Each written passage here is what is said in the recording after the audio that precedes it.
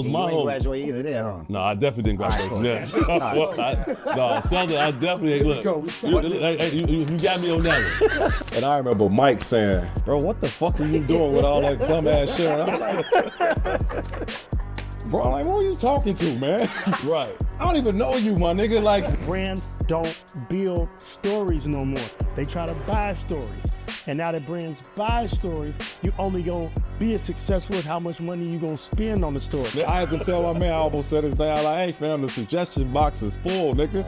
Yeah, Get the fuck out of here, man. Ain't no more room in it, bro. You don't think so? President No. Adidas took me to the strip club. Okay. Don't do that, Vic. I'm just saying.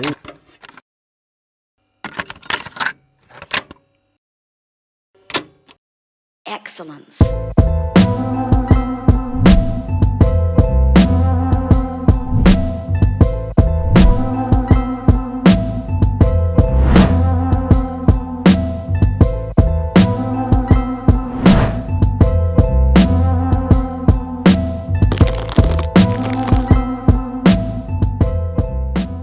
Welcome to Ghetto Runways. We're here for another edition, a special edition. Before we get to that, we need you guys to like, comment, and subscribe.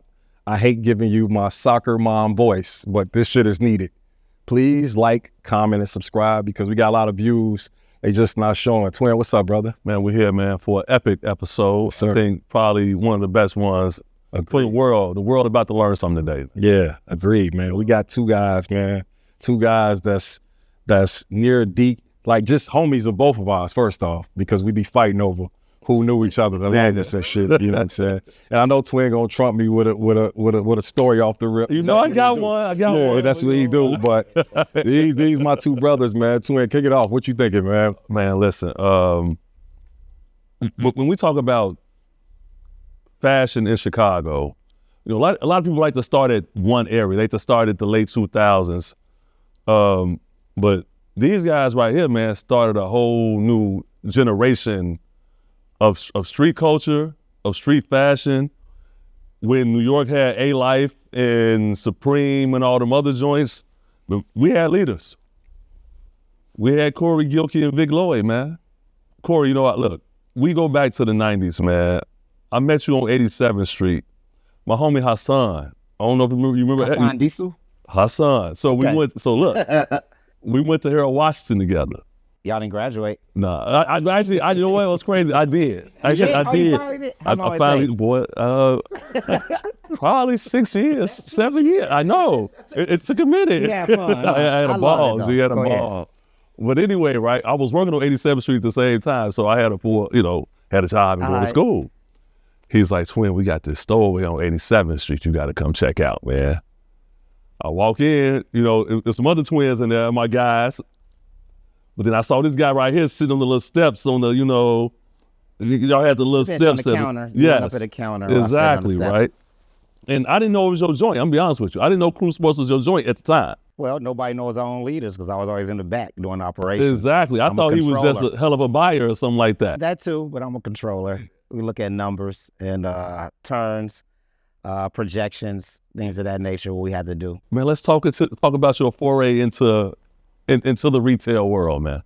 Well, growing up, it was just that we were always into this, all right, or wanting to look good and wanting to be different. You know, we're B-boys at heart from B Street, like that. Stan Lathan and the movie B Street inspired us to be in like fashion, dance, arts, graffiti, music, the DJing capabilities, and how they interact that with beautiful women, you know, sneaker culture, headwear culture. I just saw that movie and that's what I wanted to do. And every time we need to go shop, if we wasn't going to Street Lingo from Israel, from Street Lingo and Commercial, we had to go to Briars, we had to go to Jewtown, we had to go to the Plaza, you know. We were just like, bro, why we don't have nothing in our community? Why we don't have nothing in Chatham where we can go shop, you know? We had Wesley's, but that was the Nike store. It was just like basically Nike, some blank stuff like that. But we just wanted to give a little bit of effort. We were just really ambitious of doing something new and being young just like the youth are now. They're really ambitious, and this their movement and what they want to do. We were just basically the same. We just opened up a store. Wow, that's dope. Shout out to Street Lingo. That's why I got my first piece. Sandoval. Yeah, that's why I got my first LRG And piece. Angel. Yeah, that was super dope, man. So that's a little before my time. No, it's not. I'm talking because at that time when you guys had crew, I was a LARC guy there. Yes, you were. We talked about that. Yeah, I was going to the I LARC. almost didn't let you in because of that. You ain't never come to my store, but it's all good. Nah, I mean, it was just the miseducation. Okay. You know what I'm saying? we come from different backgrounds. I felt like outside of the cats that knew to go to crew on 87 just from the NYC approach, I would say, or just from the lens of I was just more like in the projects on 95th in Loden Homes, you know what I'm saying, which is up the street from Evergreen Plaza. Yeah, it made sense. Yeah, it was like, yo, we take a bus, all the D-boys was going to get Pellies and Havana Joes and Jabos. And to tell you the truth, though, like, the LARC was, again, besides Briar's, if you couldn't really, you know, like, Briar's it definitely was a niche market. You had to be, you know what I'm saying? It was the low end. Or west. Yeah, you was out Roosevelt, west. West side, low end. And most of the guys, like I said, my big homies took me to the, the Briars, like they were selling drugs. So you couldn't afford it, but you was going with them. That's what you knew about Briars. But they had a LARC in Evergreen, they had a LARC in North Riverside. Yeah. So that was the LARC was our move. Yeah. Like I said, besides Tony Sports, you know what I'm saying? We had to go to we had to do that. Yeah. And so again, like I said, H put me onto crew, and then it just made sense. So the crazy thing about Hassan, me and Hassan caddied together in Jackson Park. That's how I knew about crew. But it was different. It was on my way to my grandmother's house. Corey don't even know this. He don't even remember this because he didn't know me, because this years before we met and started working together. He sold me my first 2 ever Echo shirts at the first crew. It was little before y'all took over the whole building. Right. Yeah. It was the first store that had Echo. Yeah. So I bought 2 Echo t-shirts and Corey sold them to me. And it's crazy. I didn't realize it when I met him, but years later I was like, oh man, put 2 and 2 together. Yeah. That's who I met and sold me my first piece of streetwear when I was still in high school. Yeah, and you know what, with Corey, it was one of them things, because it was like you see him and you'd be like, man, I know this guy. But it's like, where do I know him from? Right. Because again, like you said, he was always behind the scenes, and like I didn't realize we went to the same college. We both went to Southern. He just went before me. I ended up going there later on, but I knew his guys though. You know what I'm saying? Because some like Doolin and them, some of the other guys would come back and go up there. So them was And my you ain't home. graduate either there, huh? No, I definitely didn't graduate All right, from there. No, Southern, I definitely ain't. Here we go. Look, We started. you got me on that one. I'm not an alumni. And shout out to Rafi. Rafi was our first rep at Echo back in 94, 95, when they had the boxes and all we did was those graffiti and like graphic design tees, and they came with a mixtape in the box with each tee and stuff like that. We just missed those days. That was a prelim of streetwear and urban streetwear at that time too. It was Echo was one of the few in the first. Shout out to Raj, my barber to this day. Yeah. Used to have the flyest Echo shit from y'all. That's who really put me on it. That's why I can't go to another barber. If I go to another barber, Rob would hunt me down and shoot me. Yeah, all right. supposed So to. he's been shopping with me for years. That's why I get and was the freshest. I still say it. Raj Tokyo gets dressed. Raj definitely. Raw cutting room. He gets dressed to cut hair. Yeah, as a barber should. Yeah, Yeah. As any barber that you want to go to, A habit district, like habit district. Yeah, haberdashery. Yeah. Yeah, Ivan spoke on that too. So I miss crew. Again, I was loyal to the GDs. You know what I'm saying? And the beautiful At the women LARC. on the sales floor. And GLC. They had some merch at the LARC. Yeah, boy. the LARC was different, man. That was like a dream, man. Look, shout out to Boogie again, because I remember Boogie walking through there with everybody and 40 dudes all got on that shit, whatever. But the LARC was just, it was like the movie Belly. You know what I'm saying? To us, before, I know, like I said, I come to terms with crew, what you guys were selling. Again, I didn't know no better. It was Jabos, Havana Joes, you know what I'm saying? Pelly, you know what I'm saying? I remember which we gonna talk about. Iceberg, Coogee. Yeah, Iceberg was the shit. I remember you put me in tune with what Iceberg did to the LARC. You know what I'm saying? Because that's when I started getting Iceberg, like towards the end when it was all on sale. Right. Because it was like over with, you know what I'm saying? And that's when you told me like, no, that's what got them You know what I'm saying? In the It space happened to station. Tony too. Yeah. With that, yeah. Yeah, and it happened. So after that, 53rd Street. You know what I'm saying? You open up this small store. I remember I went in there, Mike Hunters was behind the desk. Talking Shout out your to ear Mike. off. Yeah. All right. And all type of Jamaican wristbands and headwear and shit like that, right? Zion Roops. Okay, exactly. Let's start there because now you talking House about of language. Africa, Zion Yeah. Roops. Well, let me tell you, my favorite shirt, I wore this to the club, Red Dog. Mm-hmm. You know what I'm saying? Che Guevara. Nope. That's the second one. The illest t-shirt you ever had on 53rd was the Angela Davis t-shirt. I tried to knock it off later on. You know what I'm saying? She had the big fro on it, black and white. Yeah. I had an Angela Davis t-shirt with the wristband. This when you had a brother in there named what was it? Carlos. Carlos Patterson. Yeah. Stop Shout out Carlos, man. Carlos was first. Carlos was first. Carlos was Carlos was God, first. first That's why I wanted to bring it up. You know what I'm Right. saying? Carlos was before them. Head over to fashiongeekclothing.com right now. Get that exclusive I Hate the Way You Dress hat. There's a limited supply, so don't miss out. Now, let's get back into this episode. I remember walking in there and was just like, both of them had these attitudes, you know what I'm saying? Like, Who, me? yeah, Yeah, nigga. all right. I get it. You, Corey, and Los both, I see where Los got it from. Shout out to Los. I'm going to keep saying that. You know what I'm saying? I see where Los got it from because they had this demeanor that you walk in the store and they'll just look at you like, why you in here? You know what I'm saying? I never understood this shit. It used to really hurt my feelings. You know what I'm saying? Just Nothing being has honest. changed. It was just a whole thing where it was just a thing that Corey had where it was just like, you should be honored to be in here, but you don't even know why you in here. You know what I'm saying? I remember this shit. This is what Corey did for years. It's not the same now because you're a total different dude. But it used to be that when you walk inside a store that Corey was at, he'll look at you and be like, what do you want? You know what I'm saying? And it's like, bro, I just want to look at some t-shirts. I want to look at some sweaters. And he'll just really make you feel like shit, which we don't talk about because it actually poured down to these guys too. You know what I'm saying? Because Mike was With worse Mike than me. and Vic. No, he wasn't.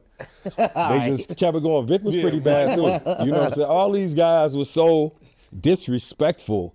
Like when you walk in which I learned to understand it, but explain before you do it, because I always wanted to ask you that, like, what gave you that feeling? What made you say, like, I'm not Chick-fil-A you niggas? You know what I'm saying? It's like, Well, you had why to be you here? elitist. We named it there because of the identity of the brand. Like, what you wore, you could not get a Che Guevara or Angela Davis or, you know what I'm saying, nobody's face on the shirt if you didn't know who they were and what they represented and what they sacrificed for us to be here right now.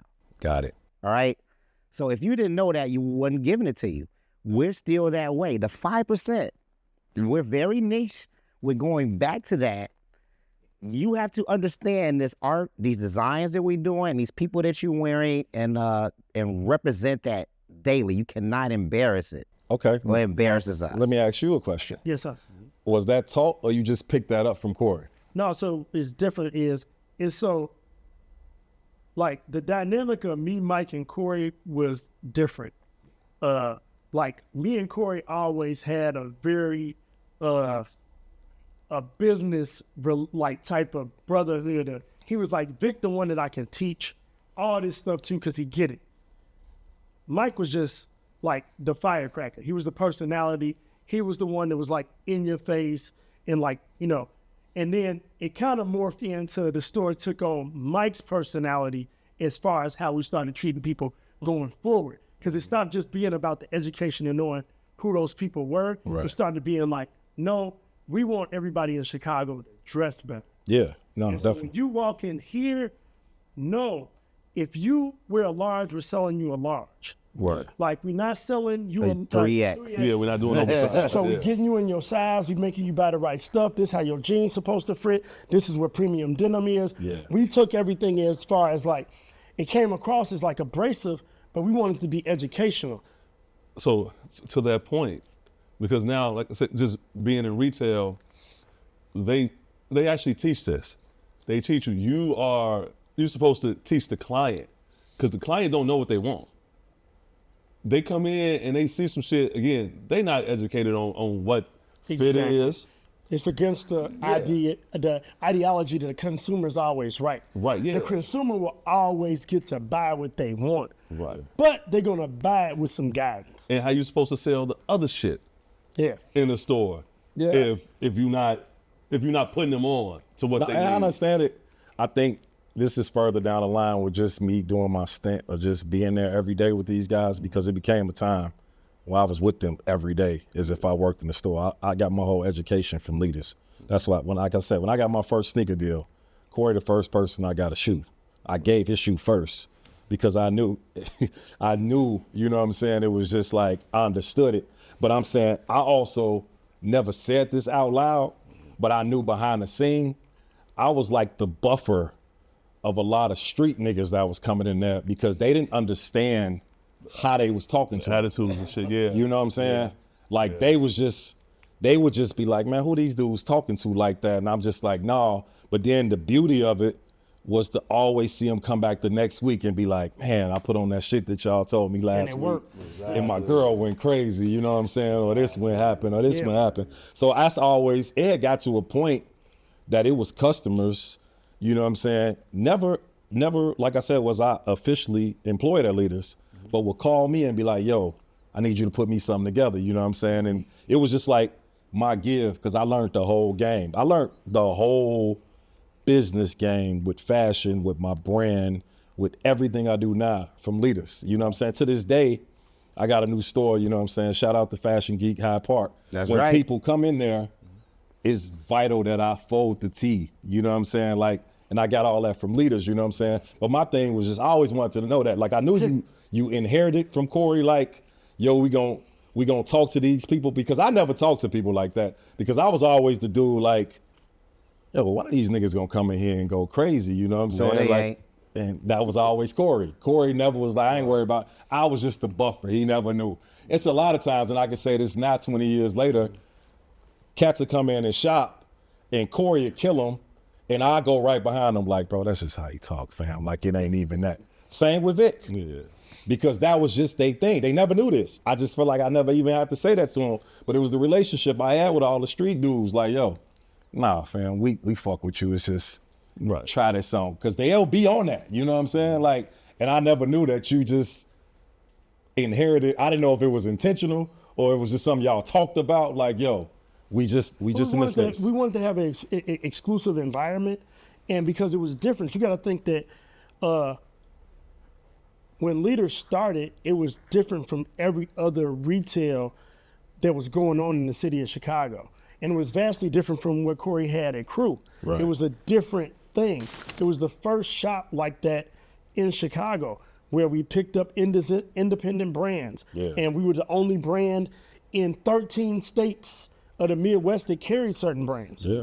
And we got to a point, we got the repetition that brands knew if they sold us, don't sell nobody else in Chicago. We build brands. We build brands. We still do. And so that whole adage came because consumers also, because of what you said, like you said, they started to trust us. Yeah. So they knew if we said a brand was dope, they was like, okay, I'll buy it. I'll check it out. They never heard of it from before. Yeah. Because to your point, I remember you called one day, it was like, Twin, they got these jeans, so that's gonna fit y'all. Yeah. And at the time, I think we was just doing double RL. You was like, no, they got a little more. You like, no, they Japanese denim. I think this was the Selvage. double RL, Twin. I think y'all was just doing regular. I don't think double RL. It wasn't double RL. No, because it wasn't big enough. No, It wasn't double RL yet. It was PRPS. Right, was because, double RL. No, because 100%. y'all was wearing the Y'all was wearing PRPS with all your, no, they was wearing, this time they started wearing PRPS with all their polo stuff. Yeah, Exactly. That's what I'm saying. Tommy and Nautica. Never had them jeans, G. There you go. Boy, 46. Never had them jeans. No, it was Yes, Pascal? Jabos. Pascal was Jabos. Yes, Y'all was wearing Jabos. straps. You weren't wearing No, I straps. didn't do the strap. I didn't do the told strap. Shannon Just the other day, brand I had X. bought some straps from Shannon. It was like, I can't wear this shit.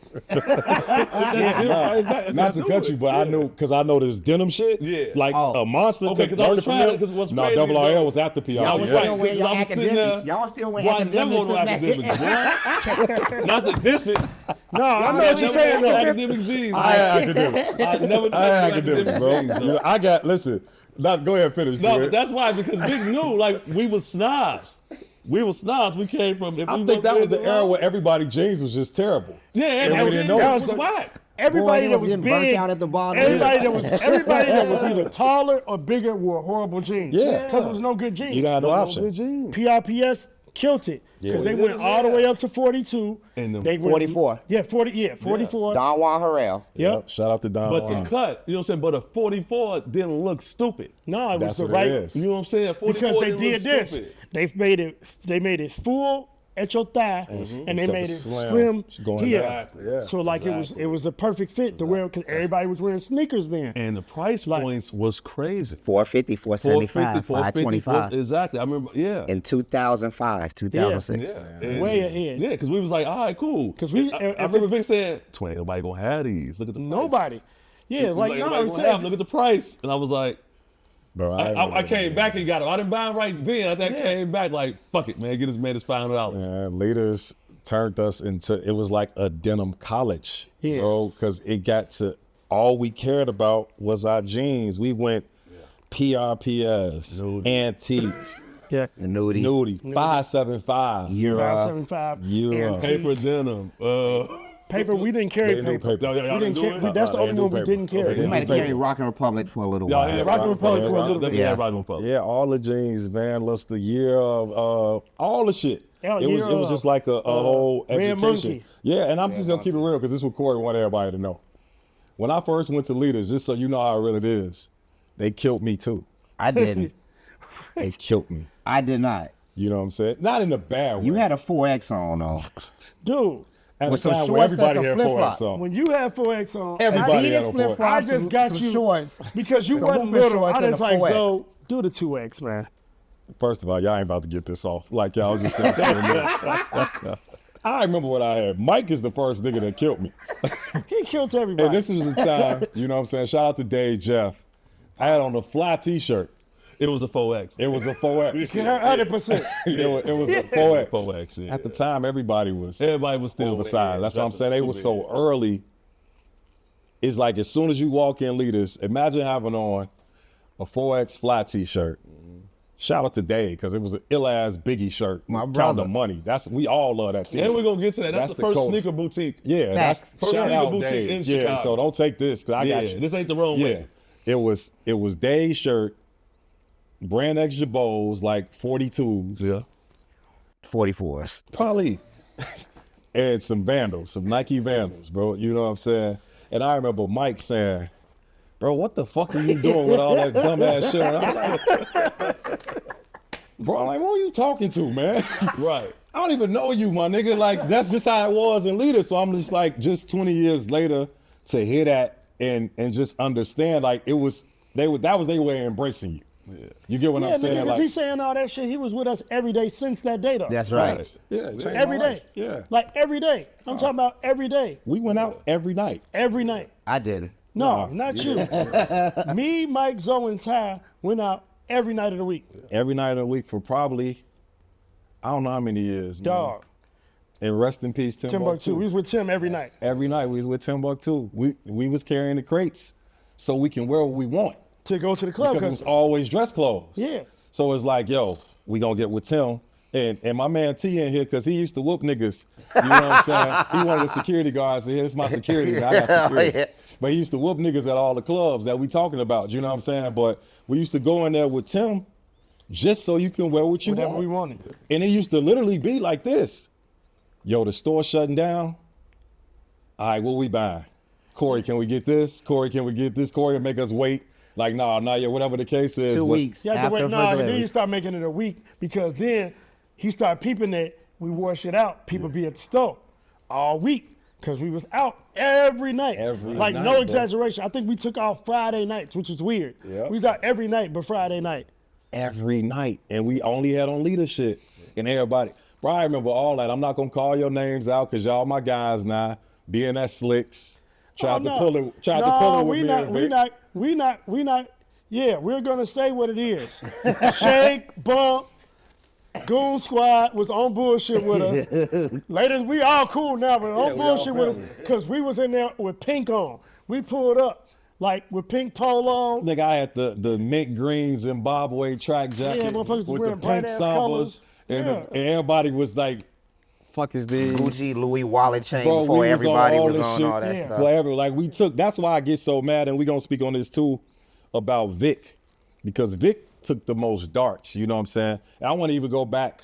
You know what I'm saying? We started at 53rd, but we didn't graduate to like 43rd right now. I feel like what we talking about. Yeah. So right now we're at 43rd. We're on right? 43rd in college. You know what I'm saying? So, all right, so let's talk about the internet, man. Let's talk about 43rd and college, because I feel like what was happening over there spread like wildfire, G. Like, y'all got famous. Yeah. Yeah, because Y'all got famous, I'm gonna be honest with you. Like, was y'all just sitting at the computers all day? no, man. So credit to Ty, regular old Ty, huge Ty. Ty was on Nike Talk early. Yeah. Okay. Ty was one of the OGs of Nike Talk. So we had the exclusive Nike accounts at the time. We had SB, Sportswear. Sports, and the Nike Sportswear high accounts where we was the first getting a lot of stuff. So now that we posting that, everybody's starting to get tuned in with all the other shoes we had. We was the first with Asics, Creative Adidas, Rack, Puma, Creative Rack, Greedy Genius. Greedy Genius. Like we had all these things. So Nike Talk is like what happened on internet. And then MySpace came. Yeah. And then MySpace is the thing that kind of elevated all of us like personal brands. Absolutely. Because people got to look at like what we had going on, and that's what got us in to doing parties. Then we started doing our own nightlights. Right. Then we wasn't going to their spots no more, because now we selling so many clothes that we want to tell people where to come, where they can wear the stuff they buying. As before you even go, when you say nightlife, we was the first breakfast club. We just don't ever talk about that. This Yeah. is before Charlemagne and all them. Shout out to Yeah. all that. We was throwing parties, man. Yeah. That was just different. I'm sorry, I just had to get that. No, out. Go yeah. ahead. So at first it was like we just started doing this party at Divine. Only spot that we like, man, on a Friday night. North Avenue, right? They let us say like we could let people have sneakers on. We called it Sold Out Fridays. It's the only spot that let people wear sneakers. So we started throwing a party where people that bought stuff at our stores and like from the brands, they could actually wear the stuff they bought to a party. Because other than that, all these other parties was popping, but you couldn't wear none of the stuff you bought from us to no club. Right. You might as well just. So we was like, man, that's how we got into the nightlife. We really wanted to build the community. We couldn't get an underground, right? Couldn't get an no. The crazy thing about underground, no, They're my people now, but fuck y'all. Underground came to us first. Underground, we were all in underground first. But when they got cool, they wanted to alienate that streetwear culture. When I got treated. yeah, Never again. We all alienated did. I lived Not their guy though, because this would make Twin so dope. Happy Twin was in Happy got underground me every in. night when we couldn't get in there, because Twin played that lane. He cleaned up. Yeah, Twin Twin always was did in that. there every going week. right off work. I get off Yeah. work like back. You slick. Yeah. Yeah. Yeah. If it wasn't for Happy, I wouldn't get in. Nah, you know, I want to talk about shit that I really witnessed again, just when because we talking about leaders on 43rd. I remember, I'll never forget this, and I feel like I can say the number now because it blew my mind. I remember being in the elevator with Corey, and what Corey has this thing of doing is if business is good, he gonna tell you it's horrible. Yep. Always. What? Like, this is what we all talk about, Corey. Even when business is good, this shit is disgusting. I'm about to close this fucking store. This shit is over with. I'm moving to Tokyo. This is like 20 years, Corey. Like, he's been doing this shit forever. I remember being in the elevator, and I don't know what made he say. He was like, I'm like, man, what did leaders do? And I remember him saying, like, leaders did like 1.7, yada, yada, something. And I was just like, couldn't believe it. And this was in Magic. Me and Corey's in that elevator together, but this is another personal story. I'm gonna do my twin this episode. Do it. No, but we was in Vegas. I ain't had no money. They like, just get to Vegas. You know what I'm saying? This is my first time going to Magic. This when I realized what Vic was and what Corey and Leaders was. You had to see the Magic show when it was the Magic show. Exactly. You know what I'm saying? Exactly. When the people from the Lark, Lenny and Yo, and Ray Esco, shout out to Ray Esco. Yeah, you know what Ray I'm saying? That's Esco. my man, my brother. That's the first person that ever carried my stuff, you know what I'm saying? Whatever. When they was walking that show, they'd be walking around in all black, like mobsters, you know what I'm saying? Like they ran it. But when Corey and Vic walked through the Magic show, everybody was like, yo, can I please show you something? You know what I'm saying? Like, it was just the illest shit in the world. I remember, Corey, you'll never forget this shit. I had hoodies in my bag, and you was walking around with Hilfiger brother. Yeah. Andy. Andy. And the man told me, like, man, you have a really bright future. Like, I like what you're doing, yada, yada, yada. And I'm amazed, because I'm like, Hilfiger. Like, but at the same time, Corey will remind you, like, you down here, you don't even fucking understand. You got Andy Hilfiger telling you. Corey was just that, like, so that's why I get so mad. Still is. That's why I get so mad, because I understand that he's just so misunderstood. Right. Because if you understand like the amount of shit he was doing and understand why he feel the way he is, bro, he was walking through Vegas, kicking down the doors for everybody to start and think out the box. You know what I'm saying? But anybody misunderstood too, who are they?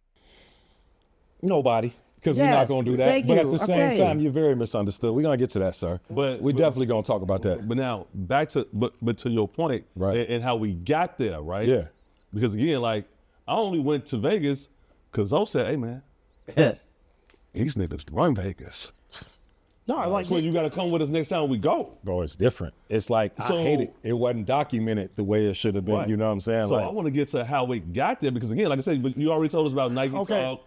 I know, so about MySpace and this, that, whatever. And then we launched Complex magazine.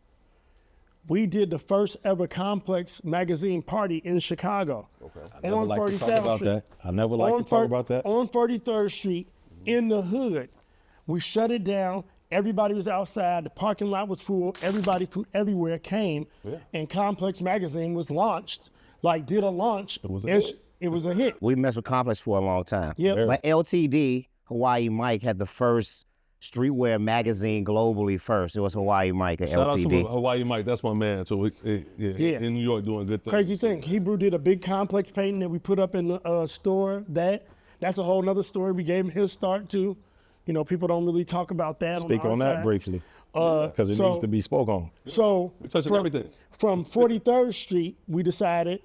Well, I talked Corey into let's open up another store. Oh Let's my go to God. Wicker Park. He hated it business-wise, but the Wicker Park store is what made us global. That's what got us all our other looks. Tommy Lee, Chris Brown, all those looks that if you Google leaders and you see these celebrities with hats, that's all because we had a store in Wicker Park, because they got to walk by. They were in that neighborhood, they checked it out, and we knew who they were, so we always seated them, make sure they had some leaders hats. Yeah. But Because people from Tokyo was getting robbed on the red line. Going exactly, back on. they came. On 43rd. They came outside. It was like, I was like, that's what made, I was like, Vicky, right, we got to open a store there because these motherfuckers over we here, did. man. It did not financially do what it was supposed to do, take over that area. But impact-wise, it became the hangout. That's like what birthed like that whole like cool kid culture of what people think Wicker Park, which is why still to this day people think open up a store in Wicker Park. Yeah. It's because we was there first. And beyond, like Wicker Park fits y'all aesthetic because, well, not yours. This He called it guy's- kooky and spooky. Let me say this This before you guy's do it. aesthetic. Yeah.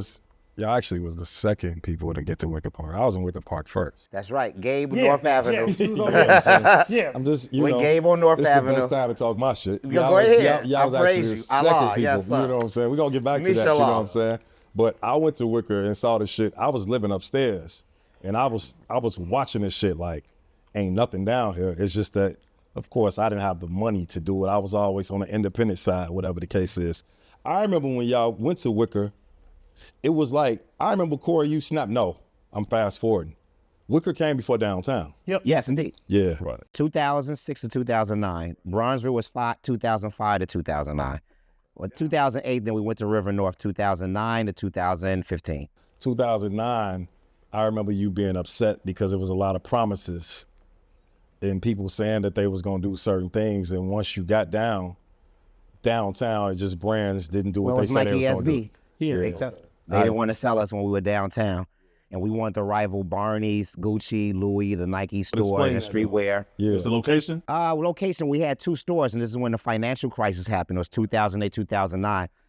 Most of our customers lost their money. They were buying property and everything, and they went on those ARMs. The ARM is the interest rate that if the stock market went down, the economy went down, it doubled or tripled your ARM, and your interest rates, your payments ballooned from $300 a month to maybe $3,000, $1,600 a month. And that sent the economy in a frenzy. So our leases were ending, and we hated our landlord. Wicker Park? No, in Bronzeville. Oh, Bronzeville, yeah, what they was was his the name? worst. I forget. Goddamn. I forget. They was horrible This though. scumbag. Look at God. Look at God. You don't need to know his name. Well, we get what you're saying. Keep on. Yeah, I just couldn't They was stand trying him. to skyrocket our rent, even though we Nah, built they just no, did we nothing. built that whole strip mall. Yeah. Wasn't nothing in there. Like when we went to that strip mall, it was the store. That was it. remember. We got Harold's in them to come. Yep. Got a like some two other cleaners. cleaners. Like businesses came. Business came then.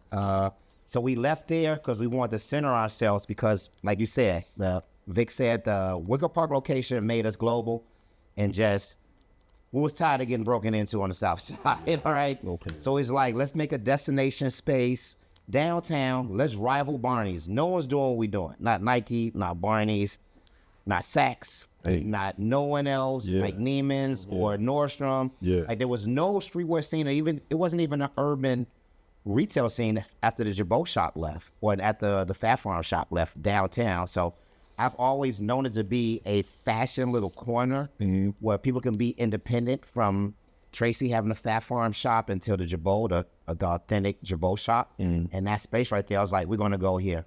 Now let's be downtown with all the tourists and everybody from around the world, and all the food places that people can just come chill with us and get something to eat, move around. 90, 94, everything is right there, right off of Ontario, Ohio Street. They can get right back home, go downtown, get on Lakeshore Drive to get back home. Wow. That's why we did River North. Now, Corey, let me ask you this. The LDRS hat. Yes. Hats. Hats. Yeah, but hats. No, because there was a bunch of hats. But if you had to guesstimate, How many fitteds? how much was you doing a year off them hats, man? Fitteds. Remember, we're really organic, and our whole thing is with me and Vic, we wanted to get in and get out. So we made it a necessity to get. We wouldn't order more than 72. We get 36 in and fly out in an hour. We never looked at it as business. Or we can do more and have everybody around the city just wearing the same hat, being corny a little bit. So we just blew in and blew So out. just putting this But frame. it was a frame part of of. mind. But Yeah. 1 second. We did over Okay. 500 hats, Right. like 500 different designs of hats. In that year, but totally from there, we've done much more. I'm talking about designs. I'm not talking Yes. about. I'm not talking about units. Yeah, I'm talking definitely. about different Oh, designs. definitely so. Yeah. Even more designs Probably with more that than too. Yes. Damn. Well, I I'm stopped, saying that- I I'm stopped saying like being 20 at Leaders in 2013. I'm talking about in my time at Leaders. Exactly. I know I designed, between me and Todd, designed over 500 hats. That's a lot of hats. No, that's a lot of hats Yeah, because, like- because to your point, Ish had probably 50 Leaders hats. Yeah, we did so became- many. Yeah, it became Yeah. a point where, like, I feel like it sort of transitioned from the other brands into your brand. Yeah. We People never start- did another brand. We always did in headwear. We always did leader No, stuff. I know, but I'm saying like where people were going to Leaders to get the Leaders hat. Yeah, we turned it Yes. into a release. You know what's crazy to That's even say big this? time, Mike. Yeah, to even say this though, never saying this before, this is not rehearsed. The Leaders hat by far is the biggest hat to ever probably come out of Chicago. Oh, As far as not I even never close. realized this until we just having this Not even conversation right now. close. Like it was nothing close because it was a time that everybody around the world just had to have the LDRS. That's what I'm saying. So I'm putting it up there with anything. I'm putting it up there with the A-Life hat. Undefeated. I'm putting it up there with the Yeah. Undefeated. I'm putting it All up there that. with everything. Totally agree. I never realized that Yeah, until we 'cause just sitting there. So talking that about hat, like I said, this Yeah. don't hat. It's from go buy a hat every time y'all drop Yeah. a hat. He had to have it. it. Yeah. Yeah, we do it every week like a Jordan drop. We kept stuff on ice. Yeah, we kept them, we hold them and drop one. And then every little rap group that was around Got a hat. You gotta have. had a hat. We did a marketing. You Yeah, know it what was I'm a saying? marketing scheme of being able. Right. All the local rappers had Leaders hats. Yeah, then we had the big artists like Wale and Big Sean had their own currency. All artists that we was cool with had their own versions of hats. Let me ask you this, Corey. This for you. When you started Leaders, because I know your background with with Being Crew and wholesale everybody. distribution, we had a showroom. Yeah, and all that stuff. I say this publicly, like learned the whole business from you. You know what I'm saying? I used to listen to you because you had no filter. You gonna tell us what worked. You would tell a brand, this shit ain't working. You would tell a brand, I ain't got it. even when you had it. You know what I'm saying? Like, I listened to you. I learned the business from you. What made you say, just coming from a volume business, because I know you was making a whole lot of money with crews and all that, what made you go with a different aesthetic? Like, yo, because I remember when you used to buy, it'd be like small to 2X, small to 2X, 3, 4, 4. So like it'd be sticks, you know what I'm saying? What made you get to that point where you was just like, because you could have sold more everything you did. What was the mindset on, like, why'd you say like, yo, let's just keep everything limited? Because the guy that's coming in spending $1,000, $1,500, he don't want to see the same guy with a t-shirt. Dope. No, I get it. And nobody wanted to see it. Now you look at this era right now, and the shorties right now, no one's wearing the same stuff anymore. Yeah. You know what I'm saying? Only certain brands, but it's a different color and stuff like that. It's just so out there, and that's what it was, is that I want that guy to keep coming back to know he was exclusive and that his money was well spent here. And if it's a necessity to come get this stuff. If we call you and tell you we got your size in this, you better come. You gotta come. Or Shan or whoever is at the store. Yeah. You know, Mike, Vic, or whoever's there, they're gonna be like, bro, I called you. You didn't reply. Yeah. You know, that's just retail. That's retail 101. We learn from the best. Yeah. Tony, Lenny, all those guys, whatever. Just that high volume stuff. Yeah. Those days were kind of withering down. I felt like you saw it early because they didn't catch up to that by then. You know what I'm saying? You gotta think, I was still dealing with them stores. You know what I'm saying? Shout out to Ray Esco, like we spoke on. I remember, and shout out to Monty too. That's my man from Tony. I still talk to Monty to this day. It's my brother. Yeah, he just sent me some shoes last week. Like, Monty and Ramadan. Yeah, Monty being on the corner, and this is, I know we floating because this is back on Hyde Park days. Tony's being on the corner from you, and I made a T-shirt, and Corey was like, "Yo, I want that. Give me 16 of them." I showed the same shirt to Monty and them, and they was like, "Yo, give me 100 of them at a higher price." But because I was paying attention to what Leaders was doing, and it felt so real to be in Leaders, I got hell from everybody I know. That's why I felt like our relationship developed, because I took a bullet from everybody. Like, it's business. Why are you dealing with them? This dude trying to give you some thousands, and these dudes are giving you hundreds. No, we reordered every week. Absolutely. No, it's this all, I'm just giving you the game, you know, just giving the world the game. Like, it was a very difficult decision to make with my mom, with family, because they didn't understand that. Like, yo, if this man trying to give you a few thousand, this guy is trying to give you a few hundred, and he not even paying you up front. But I still went with them, like, you know what I'm saying? It was just, again, it was the education. And now that I'm older, I see why the ways and the shit that my ways came from under it, because he was so hard on niggas, you know what I'm saying? Like, And Now look at you, you here still. no, I well, get it. well, honestly, it's also because you understood the relationship. I did. Like this was a guy, like you said, like who you learned the game from, 100%. and just being an honorable guy. Ain't no way you're gonna be like, oh well, this guy giving me more bread, I'm gonna switch it up. And then you fast forward a little bit, that's how we launched the brand. When you decided to do Fashion Geek. Yeah. It came out of the necessity of those relationships, and we got that amazingly lucky looking complex. Yeah. Whereas me, you, and Greg in that picture with the duck shirts on that was in the Complex magazine. Yeah, he was on the cover of that one. Of that That's the one magazine. that's on the cover. Yeah. And Dave had threw the party for the seamless Air Force One, Yeah. and they just happened to catch us in the party. And I was just like, man, this is a party. We should all wear the shirts. I just told Zoe that we should all wear the shirts. And it just so happened they took a picture of us, and the shit was, from there on, it was just a thing. Because you was in the right store. Around the right people. Yo, Vic. So look, so you know what I'm saying, throughout the years, there's been a lot of people that was in, you know what I'm saying, Zoe position, that hung out at Leaders, but already had a vision, you know what I'm saying, and had things that they were working on or that they were doing. Yep. And some brands came out of it, some partnerships maybe. Right.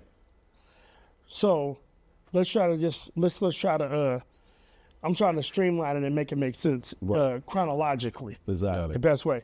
So brands that came out of Leaders, our first was Zoe.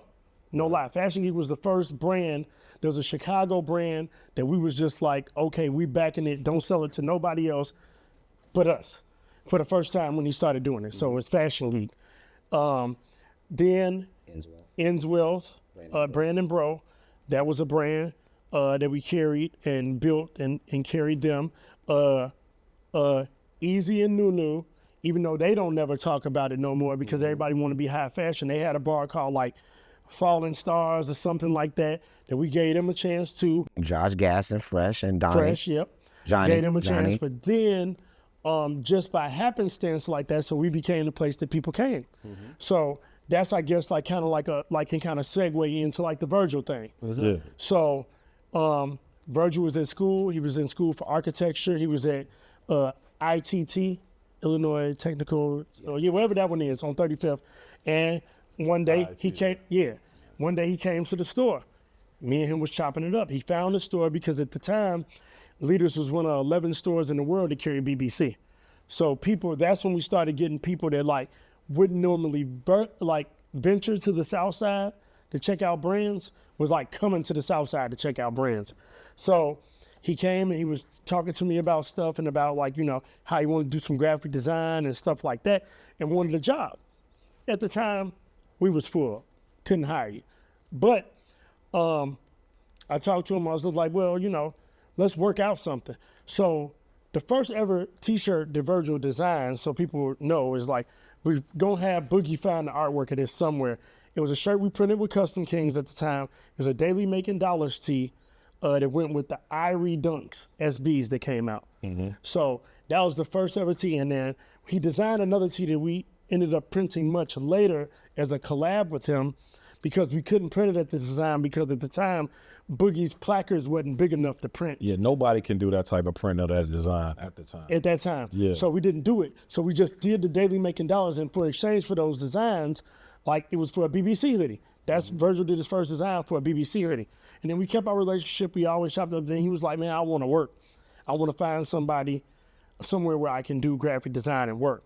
And I was with Zoe and Dante up at Custom Kings talking to Boogie, and he was like, Vic, you be around all the shorties, anybody come and talk to you? I was like, well, I got this one shorty, I'm gonna bring him to you. Cause he say he wanna work, and I know he know how to do exactly what you wanna do because he did the design that I showed you already. Like, cause you printed it for me. And then, so I brought Virgil to Boogie. He just showed Boogie this one thing, and Boogie hired him on the spot. And Boogie's just like, I hired him because he knew the format to put the file in. And just like, that's the whole thing. And so the rest of that is history, like how, everything went forward from there. Yeah, and even to piggyback on with Boogie is just a genius like the RZA, you know what I'm saying, that understands like, yo, I'm gonna go get the money.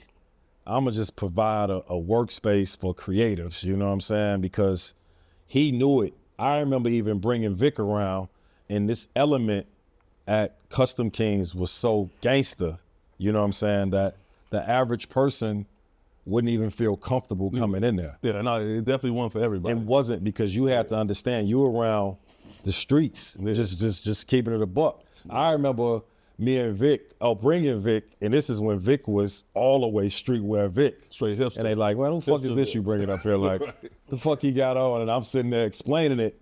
But Boogie was just so dope to be like, okay, past the jokes. We know dude know his shit, because I'll always be like, yo, he knew I was with y'all all the time. It is like when I'm not with them during the day, you know what I'm saying? I'm with y'all and vice versa. So when you bought Virgil up there, it was just Jay being Jay, because that's his. If I'm only saying this, even if he didn't understand the format, he would have been like, you Vic bought him up yeah. here. Okay, You get what I'm saying? Yeah. Like, he good, yeah. Yeah. So he started doing. So Virgil was there, like, you know what I'm saying. So Manab, Don, everybody started else being around, and I know he was working on some good music projects for them while he was still at Custom Kings. yeah. And I just guess it got to a point that they needed somebody on their team that had those same skill set. Yeah. And you know what I'm saying? That's like a prime example I tell people is, always do the work and don't be afraid of an opportunity.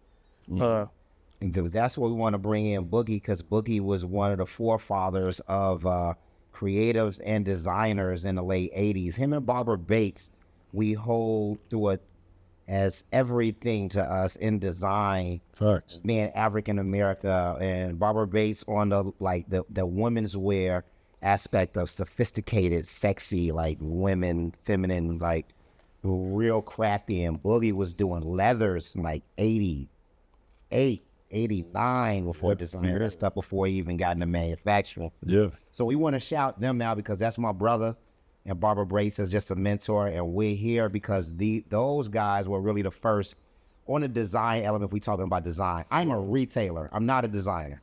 I hire different marketing people, graphic designers, or influential people, the faces of everything. I never want to be out front and I want to hide and let nobody know who I am and what I do. I only want my team and the world to speak through the brand, the leader's brand. But Boogie, you know what I'm saying, and Barbara Bates are the it factor 100%. for our vision of right now. Corey, we spoke about this off camera.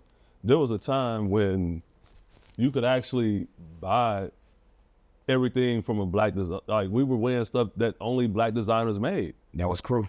Yeah. And leaders too. Yeah, like, there was a time in Chicago where you didn't have to, like, I mean, Now I you know, say the America's Cup kind of like took guys to a certain, you know what I'm saying? Like, with the shoes, you still had to do that. Yeah. But, like, right now, you know what I'm saying? Like, there was a time when we could, when you... Yeah, Fat Farm, Russell, my boy, 96. Zolski, Leader Socks. I got my Fashion Geek joint.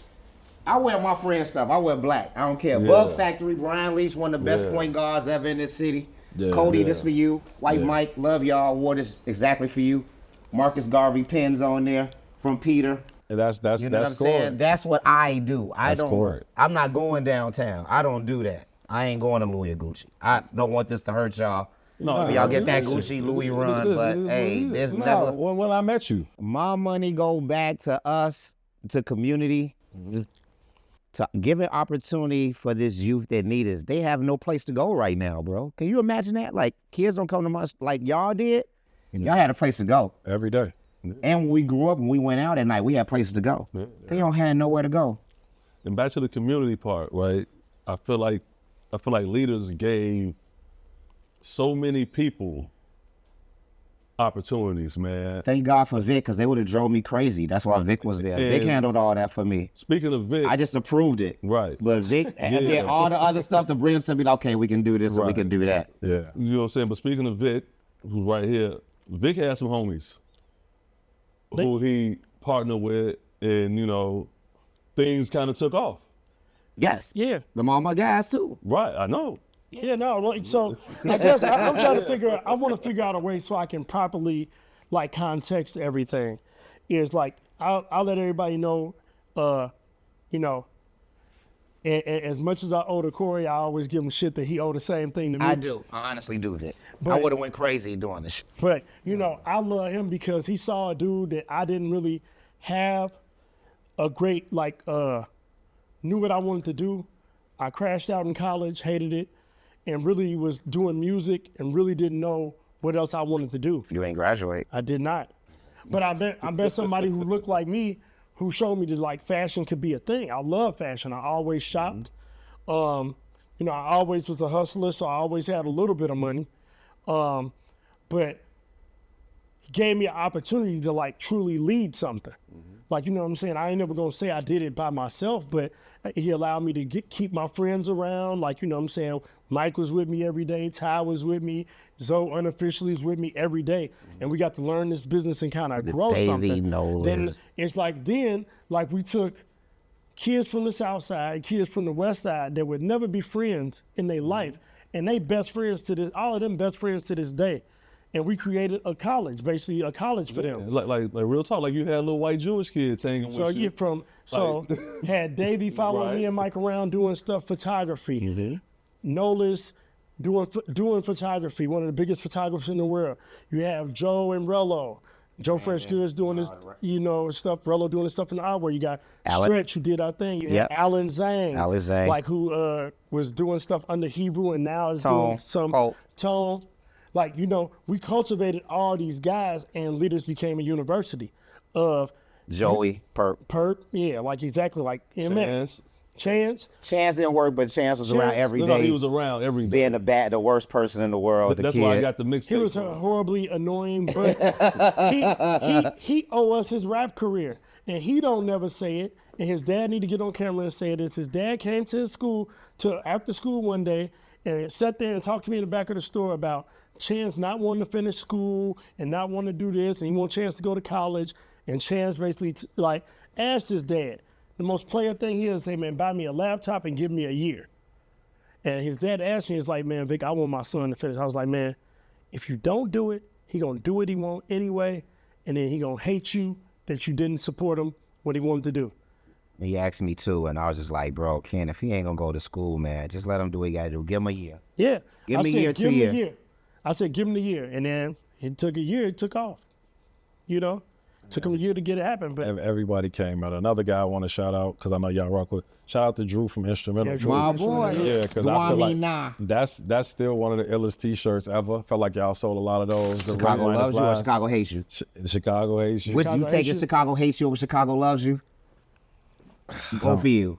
I'm going for the Chicago A shoes. Really? Okay, I they get it. both did numbers. Yeah, I like the Nah, Rock the Minus hate you Lies kill, like- t-shirt. That minus last did number two. I want to put that shirt in my store now. That's how dope I love that shirt. Like that became album covers. That became its own, and lived its own life. Drew, like he one of the guys that really ushered me into the art world. Like he's just dope in general. No, it's just a segment of just on how many people really came from under leaders. Like I said, y'all brought up Hebrew earlier. Like everybody, I just feel like with Corey and Vic, because I know these guys so I can say it. I've always had an issue with Vic because Vic has this such of a mellow just attitude, and he'd be like, his favorite word is, hey man.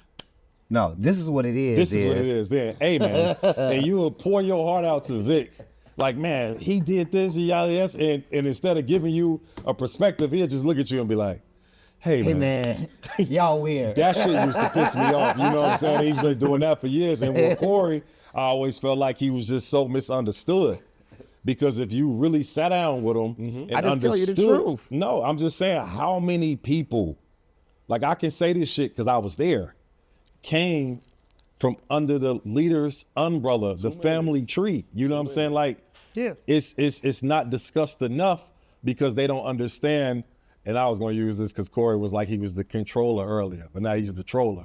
You know what I'm saying? But that was just the thing, because Corey going to pop you and be like, you ain't on shit. That shit whack. And instead of understanding that that's him embracing you, people just take it where it's like, yo, man, he a hater and I don't fuck with him. And I'm telling you, listen, because you got to know this.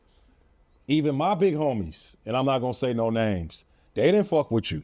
And I had to explain it to them like, nah, y'all taking it wrong. They'd take it as like, yo, he bullying you.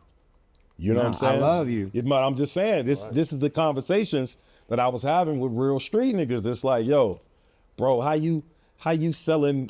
I had a run in leaders too, bro. You know what I'm saying? We was going through tees. I'm talking about expensive early. Hoodies, crew. Bro, it was everything I did was at leaders because this was like, leaders would be like my art gallery. Anything I made, I know I could take it to them. Exactly. You know what I'm saying? And it just be that. So, but it was niggas that really be like, yo, how you only fuck with them and they bullying you and it don't make sense. And Who they are never. these guys? What do they do? Well, I want to put it on the record. I'm not about I have never had an issue with one street guy. Well, let me say this, because if you're gonna put that on the record, I'm gonna put this on the record. Guys too. Yeah, Yeah. I'm gonna call y'all out. That's cap.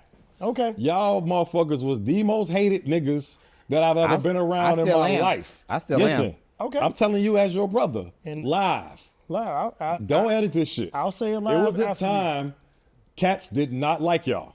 And I know Twin can attest to this shit, you know what I'm saying? Niggas did not like Vic.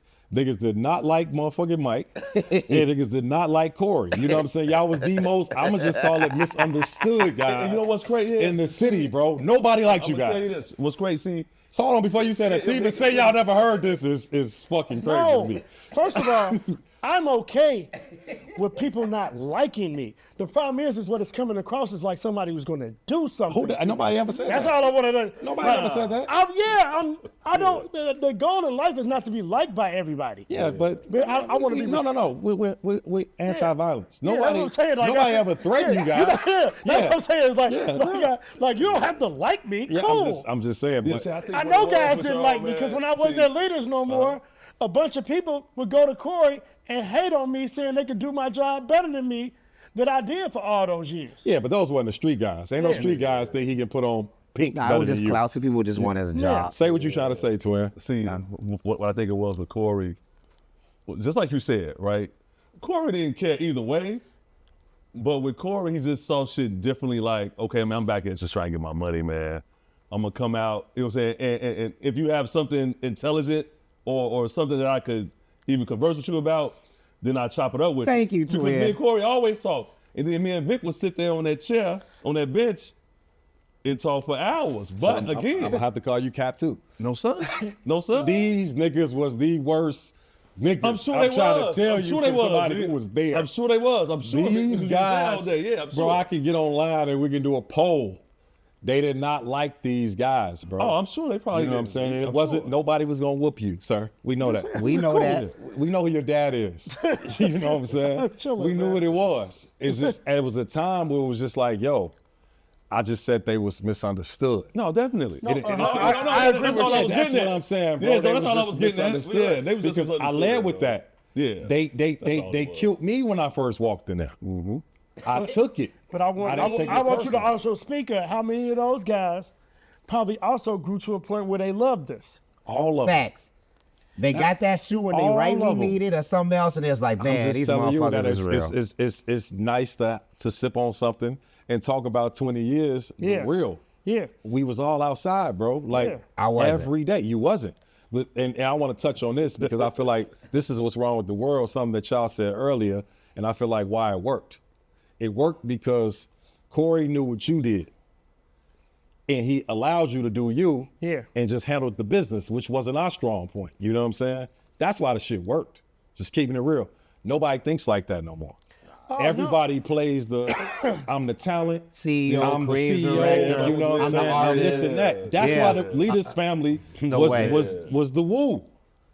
Corey didn't give a fuck about us going out every night. Corey, now Be in there at retrospect, 11 yeah, a.m. to open the store. that's it. And close we, up. We straggling in there, leaving your house, getting there at 11 o'clock, after coming in at 4 or 5, whatever the case is, grab y'all some little teas or whatever y'all need to go out, get here at work. And then we sitting there and it was just a whole new day. And I just feel like, again, I didn't want to cut you early. I just felt like that's why it worked. He understood you. It's still with us. Big back. Hope so. Big back. We doing some stuff. We doing some little projects. My whole thing is, we having fun right now. With unlike a lot of people that want to kind of like shit on where they come from, Yeah. that's not really me. I'm gonna always hold leaders in a very, very high regard, Yeah. regardless, because it's where I come from, and that's how I was raised. I was raised to respect it. Corey always said, yeah, I wanted you to go and do this. I was loyal. Everybody knew that about me. When I was at Leaders, I was at Leaders. Dog, you don't know how many people, those same drug dealers and all that, was like, Vic, let me give you some money. Open up Open another up a store. We all used to hear that every day. Every They day. used to come to us every day, like, I can open up y'all store. No, man, we all good. We cool. No, you can't. But they was willing to try. Yeah, they was trying us. They was you gotta trying. know they was trying us. Like, yo, Every week at least. Man, let's go over here, blah, blah, blah, do something. Oh, man, what about we move out here and do, man? That's leave me crazy. alone, man. Because We they don't doing come to me and say, let's open a store with this money. Because They can't deal with me because it's gonna go one way. This gonna go this way, right? No, because they thought motherfuckers was thirsty, and then they learned quickly that we wasn't. no. Nah. The problem is the real reason is what's going on right now is everybody think they know some shit they don't know. About nothing. Nobody knows shit. Everybody who doing this shit right now, I just told my brother this shit a month ago. And I'm not saying no names. I'm not calling out nobody. When everybody started this shit, I said, give it a year. They be done. Because everybody think we just grabbing T-shirts or grabbing hoodies It and putting a flies patch out. on it. You know what I'm saying? Everybody think that's the game. I get the most offended when people talk to me about fashion because I can't tell you the last time somebody said some shit that made sense. It's based on what you think you know, on seeing what we did. You know what I'm saying? Leaders opened up the door for everything and anybody independent in Chicago to feel like streetwear wise, not just streetwear, just urban. I could be like it's this.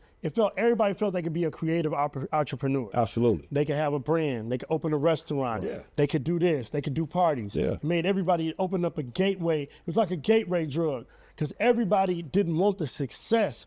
And see, that's what I try to tell people is with leaders, I got to experience the success of a brand. Yeah. We got to see what happens from taking something from here to like, oh man, this is something that everybody, when they see that, they know what that is. We got to see the success of a brand. But everybody, only part of that people got, they started getting the clout of that. Yeah. Right. I want to be known as oh man, I saw Red Vic somewhere that Vic's a creative director. Guess what? I'm a creative director now of this. Yeah. Because I want people to know me for doing this thing. Yeah. And that's not what it was. It's we learned this stuff. Exactly. Like relationship, we valued our relationships. We went to New York and LA. And that's why y'all talk about the Vegas stuff. When we walked around Vegas, brands would break their neck, stop talking to who they was talking to because we were kingmakers with leaders at some point. Yeah. If your brand got in leaders, it's guaranteed you can get 13 other stores just because we carried you. Yeah. We was doing that at Crew too. Because all the other stores in the Midwest would pick up what we picked up. Yeah. They was just like, oh man, leaders think that brand hot, we're gonna pick it up. So it's like we built brands. But if you sell them in Chicago, you lose us, baby. So we even, some of our homies' brands, we told them, we'll sell you for 2-3 seasons. Then you can sell to everybody. We'll be done. And what's funny is Guala. See, I don't think I don't think most people understand that that's how that works. Like I've been in New York at where I was at for a long time, right? We couldn't get Manolo. People don't understand why we couldn't get Manolo. Neiman's had them. Yeah. Bergdorf had them. Yeah. No. Yeah. We saying no to y'all. No, you can't get them. Yeah. Because if they can get it from you, they're not coming to us. They're not coming to them. So we'll buy more. And that's my longest account. People, it's like these brands, they have to understand, like those stores broke, like Jimmy Choo and Manolo. Them stores broke in like Neiman's and Bergdorf and Saks. Like these brands that are world known, like whatever, it's just a higher level of that. Same. So like all these brands that y'all broke. Play clothes. Yeah, like they can't sell to nobody else in the area. They can, it's a relationship. And then if they are partners, they're going to have a conversation with them like, Corey, we need to expand our territory, but this is what we can offer. Right. Let's do it this way. Yeah. All right. Yeah. So we'll let you buy first. So when Play Clothes launched, they was like, we're going to do this big, but guess what? Since y'all was carrying that. Y'all get the clips in store. They going to come to y'all. Right. Y'all will get them. BBC, I know we say we going from 11 stores to 100 stores. Y'all get NERD. Y'all get Pharrell when he in town. Y'all get him. Y'all get to do the events. I remember all that, bro. It was such a big deal, You bro. was there. Y'all was there. For everything. So who are we talking about who wasn't there? You just want to, this is just in the archives. No, it's just the people, it's a lot of people that were adjacent, and a lot of people feel ways because they kind of was on the outside. And that's just... I want to disappear. I don't want to tell nobody none of this stuff. Well, I mean, I'm that's done. because you, Corey. Well, you've been saying you done for 20 years. You ain't going nowhere. We just having fun. Can I be low-key? We going back underground right now. Restorative justice. All right, well, look, Corey, since we're going back underground, man, man, it's been a couple guys, like, look, man, you know what I'm saying? Like, we've been teetering around it. People want to do shit for brands they feel like maybe bigger or maybe more popular. You know, so that was the leader's design that was done, but then homie went in, No. Okay. So say it. Let's speak on it, right? Because we ain't gonna confuse the people. Say it. You know what I'm saying? We can show this on. So you about to say the Colette design? Yes. The Colette design was a leader's design first. Exactly. When we first got the design, we could not do it a long time ago. Right. But in that time, it happened.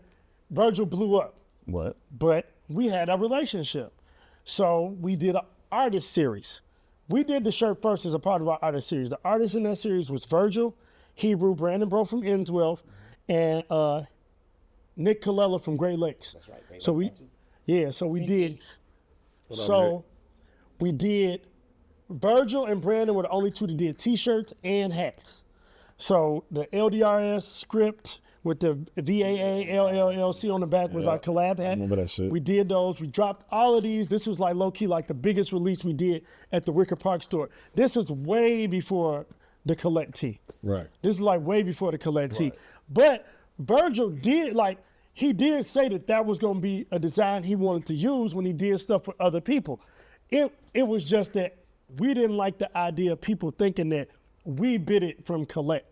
Like we took Colette's design and no, it was a leader's At t-shirt. the time, first. did people think that? At Yes. the time? No, at the Especially time, they got posted on Hypebeast and Hypebeast didn't post ours.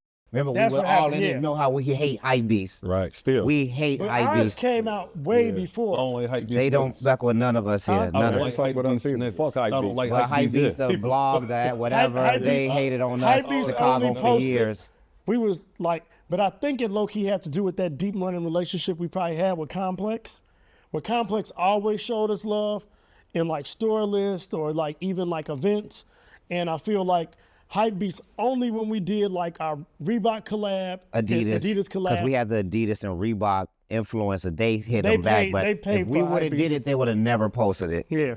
So when, to speak on that, because this is just for clarity, when Virgil did the MCA event, you know what I'm saying, that was supposed to be his whole life, like, in so many words. Yeah, so like, the shirt was supposed to be there. He didn't have one. Right, And then Ty tried to give him one. right. And I guess it just didn't. So the shirt was supposed to be there. I Yeah. never knew this. Yeah. But MCA invited me to a meeting. I was like, yo, I got the shirt and I got the hat. So it's like, okay, cool. Then we never heard nothing back from him. And they took us out the emails. Yeah. So And I know you. That's going Why- to why be. did Yeah, that you know what I'm happen? saying? So we never got an email So, back. yeah, None and of Corey that not gonna stuff. kiss the ring. Corey, why did that What happen? ring? Exactly. MCA? That's what they want to do. They got a that's what- streetwear ring? That's, MCA. that's what they think. Oh, shit. That's All the right. problem. Why Yeah. do you think they took it out the collection? I can't tell that. Vika talk on that more, but I just feel that Virgil was extremely ambitious, and to certain designers, being in Europe and France or Italy or Tokyo, having that relationship was more than hometown, and he was growing his brand and his base to be multicultural or whatever it is. You remember, we black though. You know what I'm saying? So I just feel that he did that to reach a global base. And no, I'm not saying nothing bad about Colette. They were Dover Street Market before Dover Street and Barney's. So I get what they've done and what Sarah has created since 1997. It's all good, but I just felt that it was a marketing strategy for Virgil to do that. I just went crazy that we wasn't involved, and people said that I was wrong.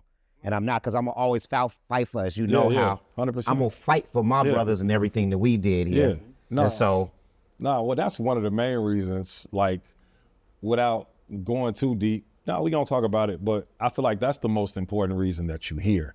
Because the story, we're going to be for hours talking about the story. I just feel like people don't understand the passion and where you get this from. All they read is what they want to see and not understand, like, no, we joke calling him a grumpy old man, but no, it's a reason. Like, I was there for all this, you know what I'm saying? you was there, Dave. You wasn't involved. How do you feel about that?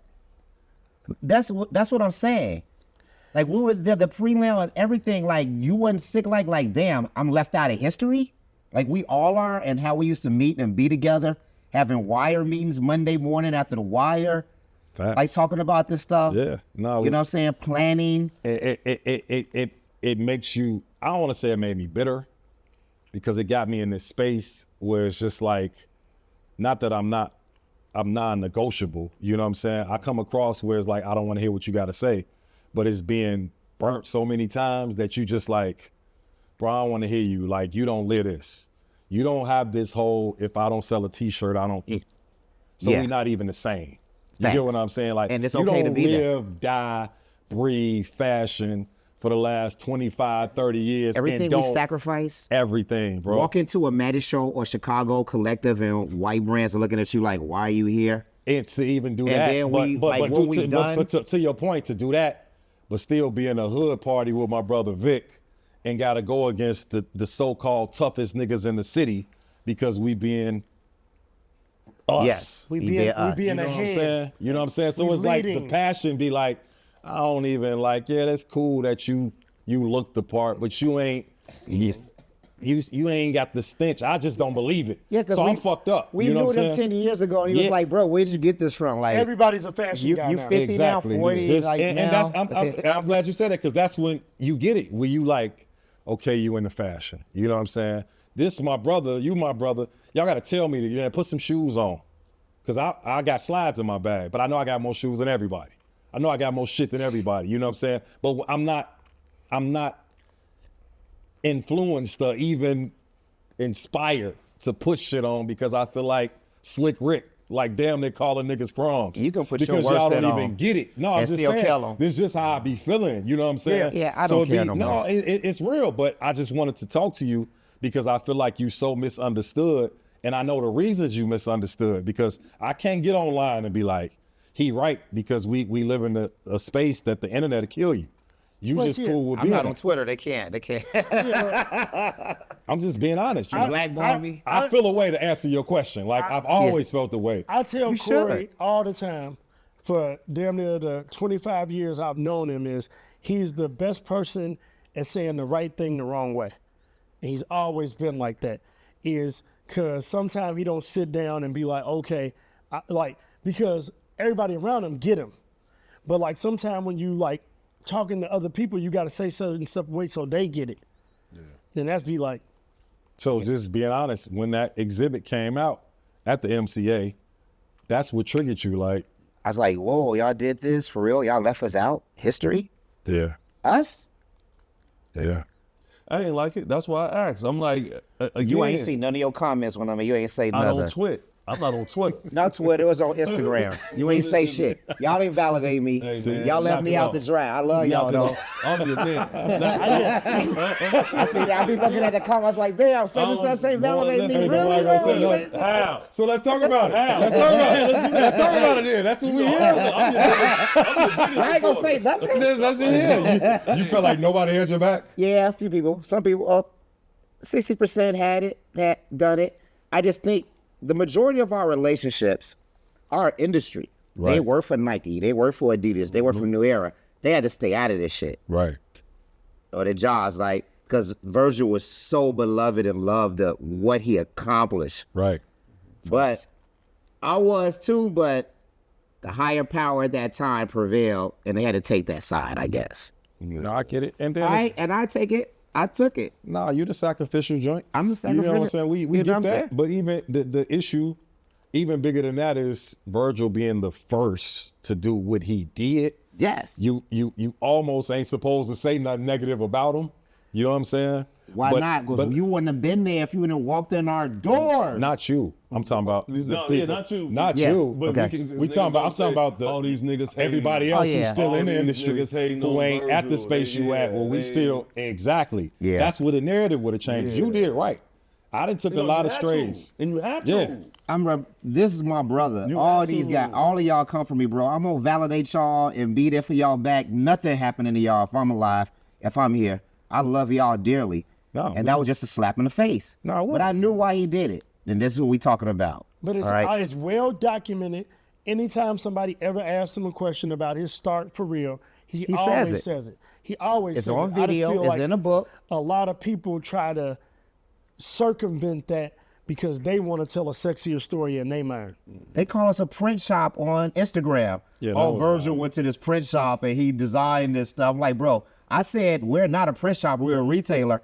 And the shorties killed me. That's how they do use it. We are nothing without Virgil. We are nothing without Chief Keef. We are nothing. We fell off years ago, whatever. Just saw a video today, right? They were showing Chief Keef recording the remix. Lead never follow t-shirt. Like, I don't think people understand how important the leaders movement was and is. Like I said, like if you was, we was rapping at the time, Vic. Yeah, That was our era. Project Mayhem, my favorite group. We stayed Besides in, LEP too. We I miss stayed in LEP. Leaders hats. We shot Just Chill in Leaders when it closed. We said, all right, now come open it. Vic called us, y'all pull up and let's shoot the video now. We was in New York with you on the video. We did Murder, Music, Money, Mayhem. With Cootie. And with Cootie and Chi King. Yes. In New York. In Leaders, everything. Like Leaders was a brand that because we understood early. Y'all keep saying was. No. We still I open. apologize. Leaders is a brand that we understood. You have to support your homies. Because if you do it, then everybody else gonna get it, because we understood how waves go, how dick riding go. Yeah. And what I don't like is that some of these rappers they got on, and these niggas switched. Yeah. Well, let me speak on that, because I'm gonna let you speak on that, because that's one of the biggest misconceptions. You're gonna switch. I say this all the time. Fashion is the most unloyal sport in the world. Every year we own something else. That's just the game. And if you a tastemaker, it's not personal. You know how much shit I don't wear because motherfuckers wear it? But you a tastemaker. Yeah. These niggas not tastemakers. But I'm just saying, They wave guys, they bandwagon guys. like Vic said, everybody thinks they are. Yeah, everybody a fashion guy now. Everybody's a fashion guy. Everybody you know is fashion. Everybody a fashion guy. Everybody feels like they're a creator, a designer, or just a stylish person. That's just the norm now. You know what I'm saying? What they doing for the city? What we did? We did all this to represent Chicago because we kept getting this from New York and LA we and understood the everyone else for importance of it. years. For years. This is the part that I add for it. I felt like when I was in the creative process of the Leaders brand, I always looked at it as I wanted to be something that was from Chicago, that represented Chicago, that people could be proud of. And that's how the Lead Never Follow, the big bold shirt even came about. I was just like, man, we don't got nothing to just scream leaders at somebody when they put it on. And we did them shirts, and we got them shirts to Chief Keef while he was on house arrest. I was just like, man, this would be a good look, because I know if he posted that he got it on, it's going to go up. And they did. Because that's just the idea. And I feel like that's what we don't get enough credit for, is we did it in Chicago for Chicago. Rest in peace, Fredo, too. Yeah. We didn't leave. We didn't run and go nowhere else. Built a brand in Chicago for Chicago. Yeah, and look, I remember running around New York with you, CMJ. Yep. You introduced me to guys I didn't, you know what I'm saying? I met curtains through you. Yep. You know what I'm saying? Like a lot of my homies, like my real deal guys, I met through you and Mano. Yeah, $1 Million Man. You know what I'm saying? Mano, another one. Like we used to run around New York like them, because them guys, they was just, you know, again, the internet, like some guys understood it. Yeah. And they knew how to network.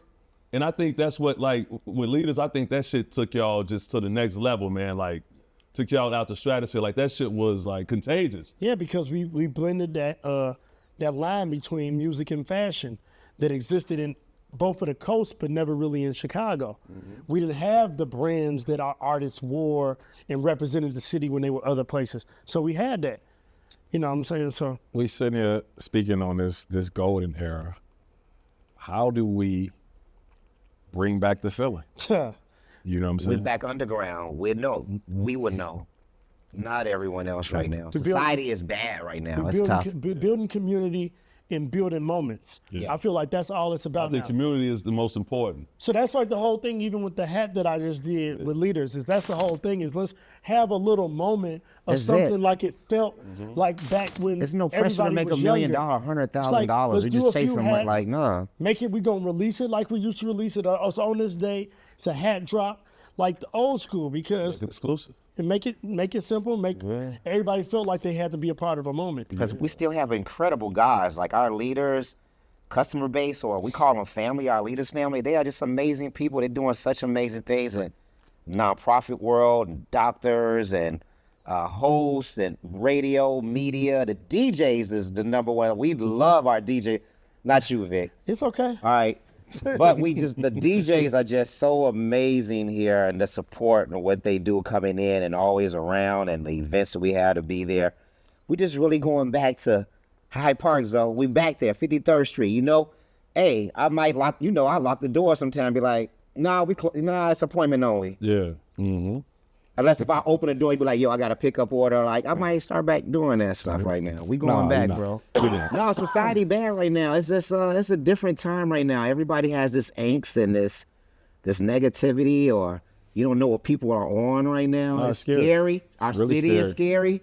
Right now, we got to be extremely careful who we let in. Those evil spirits and different things. We want positive vibes and people who are out here making society better. We're going back to that. All right? What else we got? It's so many. Big. I got a question for all three of y'all, actually. All right. As well. 20 years ago, it was like, oh, who can make a T-shirt? now we see guys cutting and sewing sweatpants, jackets, hoodies. Like I think it's it's grew to where okay, man, I'm gonna start this brand. I'm gonna go get some blanks. I'm gonna find it because we all had the same screen printer. Everybody had the same guy. Facts. Now it's like okay. Well, I'm gonna speak on that first. 20 years ago, I was cutting and sewing. Facts. Yeah. You know what I'm saying? That's why, again, I look at everybody like crumbs because I don't believe none of you motherfuckers. 20 years ago, I had to learn how to cut and sew a sweatshirt because I wanted certain colors that didn't come in the blanks. My brand always said color.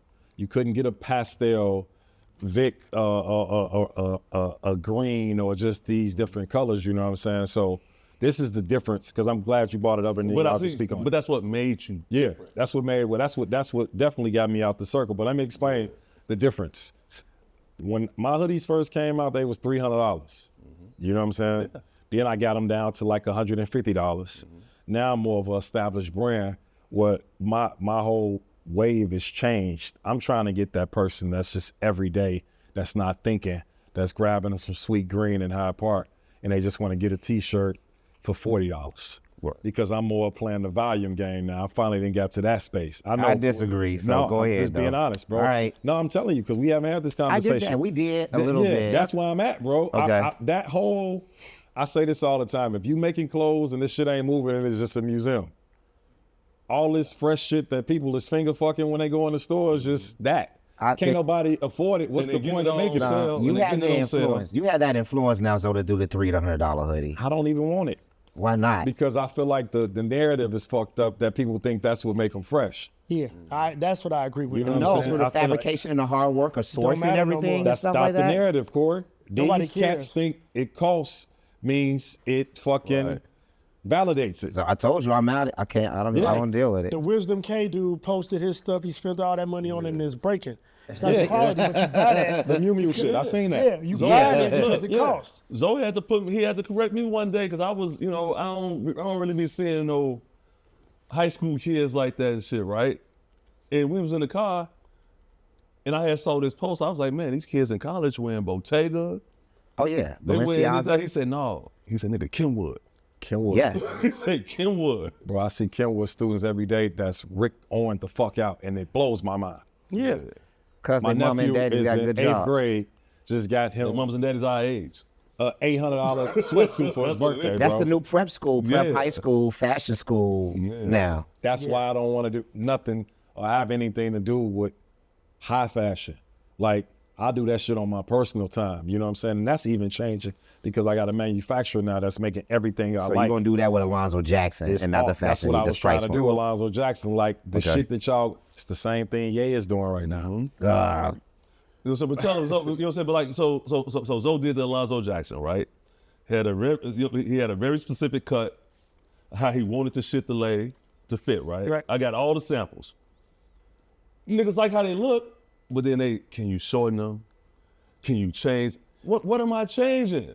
Yeah. I made this for me. See the That's why it was called Alonzo Jackson. That's why it's Because Alonzo it was Jackson. all for me. Yeah. That was the thesis behind the shit. It was going to be an all for me, invite only brand. Yeah. But then they want you to I wanted a brand that's want invite you to only. change the silhouettes on something I made. Well, we just said Do it yourself. everybody a fashion guy. Everybody's a fashion guy. Right. That's what I keep on saying. Everybody's knows. a fashion guy. Yeah. They going to tell you, yo, can you make a different color? Yeah, everybody think everything is Not bespoke. the color I made, man. You don't walk. Niggas, to your point, you don't walk into Gucci can't- and Balenciaga and say, Yeah, you make a different color. What do you say and what would I have said? You would have said, get the fuck out of the store. You know what I'm saying? That's what you do. I don't say nothing. That's why I say right. we preaching the same No, thing. I It's had to just, get the shit in the car. Yeah. every day you, Fuck that bro, nigga, man. I had to tell my man, I almost said his name, I like, hey fam, the suggestion box is full, nigga. Yeah, Get the fuck out of here, man. Ain't no more room in it, bro. weirdo. And this is he a good friend.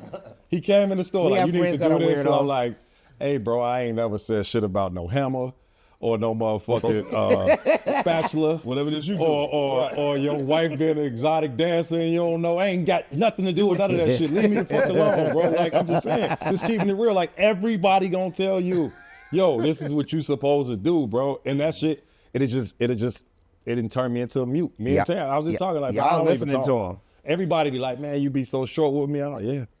I felt like I gave you too much today. You know what I'm saying? Like, I'm not talking to nobody because I know deep down, just getting back to what we talking about, Right. the love I have for this shit, bro, to not do nothing else. You know what I'm saying? Like, this is what I want to do. It's all about fabric.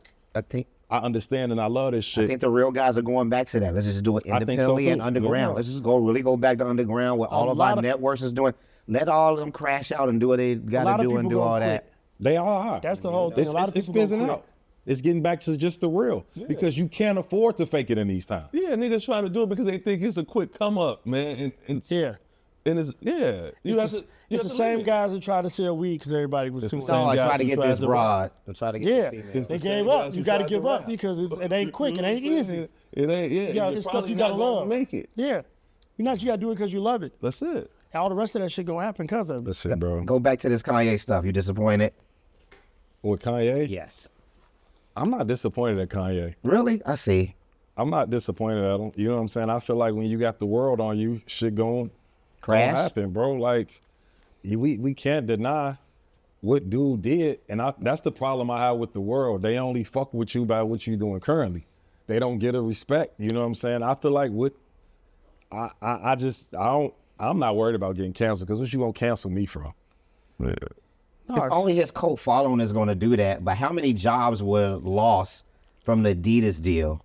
Well, it's just, let's think about just bigger than that. It's just Kanye not caring about the fashion world torpedoed the whole industry, really. He torpedoed the whole industry. Him not wearing new brands and showing up with such and such as, because right now we was just talking about Dim the fashion show. Yeah. This has been a prime example of Kanye at the show wearing something new for people to get excited about. That don't exist no more. And nobody's that new guy. As much as they try to make Rocky that new guy, nobody's that new guy that everybody's just like, oh, I want to pay attention to that. And then think about how Rocky even dressed. Like it's not for everybody. Like you gotta be a certain type of guy to even want to dress like that. And a certain size. Certain size. So that's not gonna translate. Oh, yeah. What do you feel about Kanye? I'm highly disappointed. From us being a Yeezy distributor, from Adidas being our first sneaker account. It was. All of the 23 years that we've been doing business, they have been an amazing partner for us. And for Kanye to get the Yeezy brand off with them, the money that we made, specifically the black retailers across the Midwest, the world, and everyone else, we bought properties, wanted to open different stores, wanted to create nonprofits so we can do things for you to come in here. We had all this stuff set up with Adidas on these, not panels, but discussions and student labs with the things that we wanted to do. And you do this because they took your worst silhouette and put 3 stripes on it? So can I ask this? Will it be safe to say you're disappointed because of the business side of Kanye? The business side, But when we had plans for employment, for black employment in our community. which is dope. But can we play devil's advocate and say you don't understand the creative side? Yeah, you can play that out. I don't understand the creative side because I'm a business guy, right?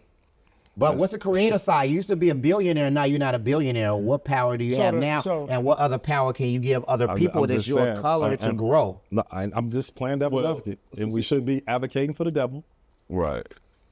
But you know what I'm saying? The same shit is creatively, I can understand why he would feel away about some shit. Your worst silhouette? Jordan didn't get rid of Worst silhouette Nike. to you. Nike didn't get mad at Jordan from the Air Jordan to the Dunk. They didn't get mad at each other. And look at both the billion-dollar companies are still making billions. Yeah, but he jumped over the jump man. 2 years. Now what? I'm just joking, man. That was All a right. bar. That was a bar. I'm just saying. 5 years. Can you understand? That's No, all I'm I don't. saying. No, I can't. No, I don't. Do you understand? Well, you know what? Corey, Your friends lost positions. Your factories lost positions. just You care asking. about no one else. I You agree. only care about Yeah. yourself. Yeah. I'm not saying that The I other people that advocate- slaved, that Yeah. cut and sewn and did all of the meat and work and design and the cush, like how comfortable it was, like the technology. They all lost jobs. Yeah. But how about this, Corey?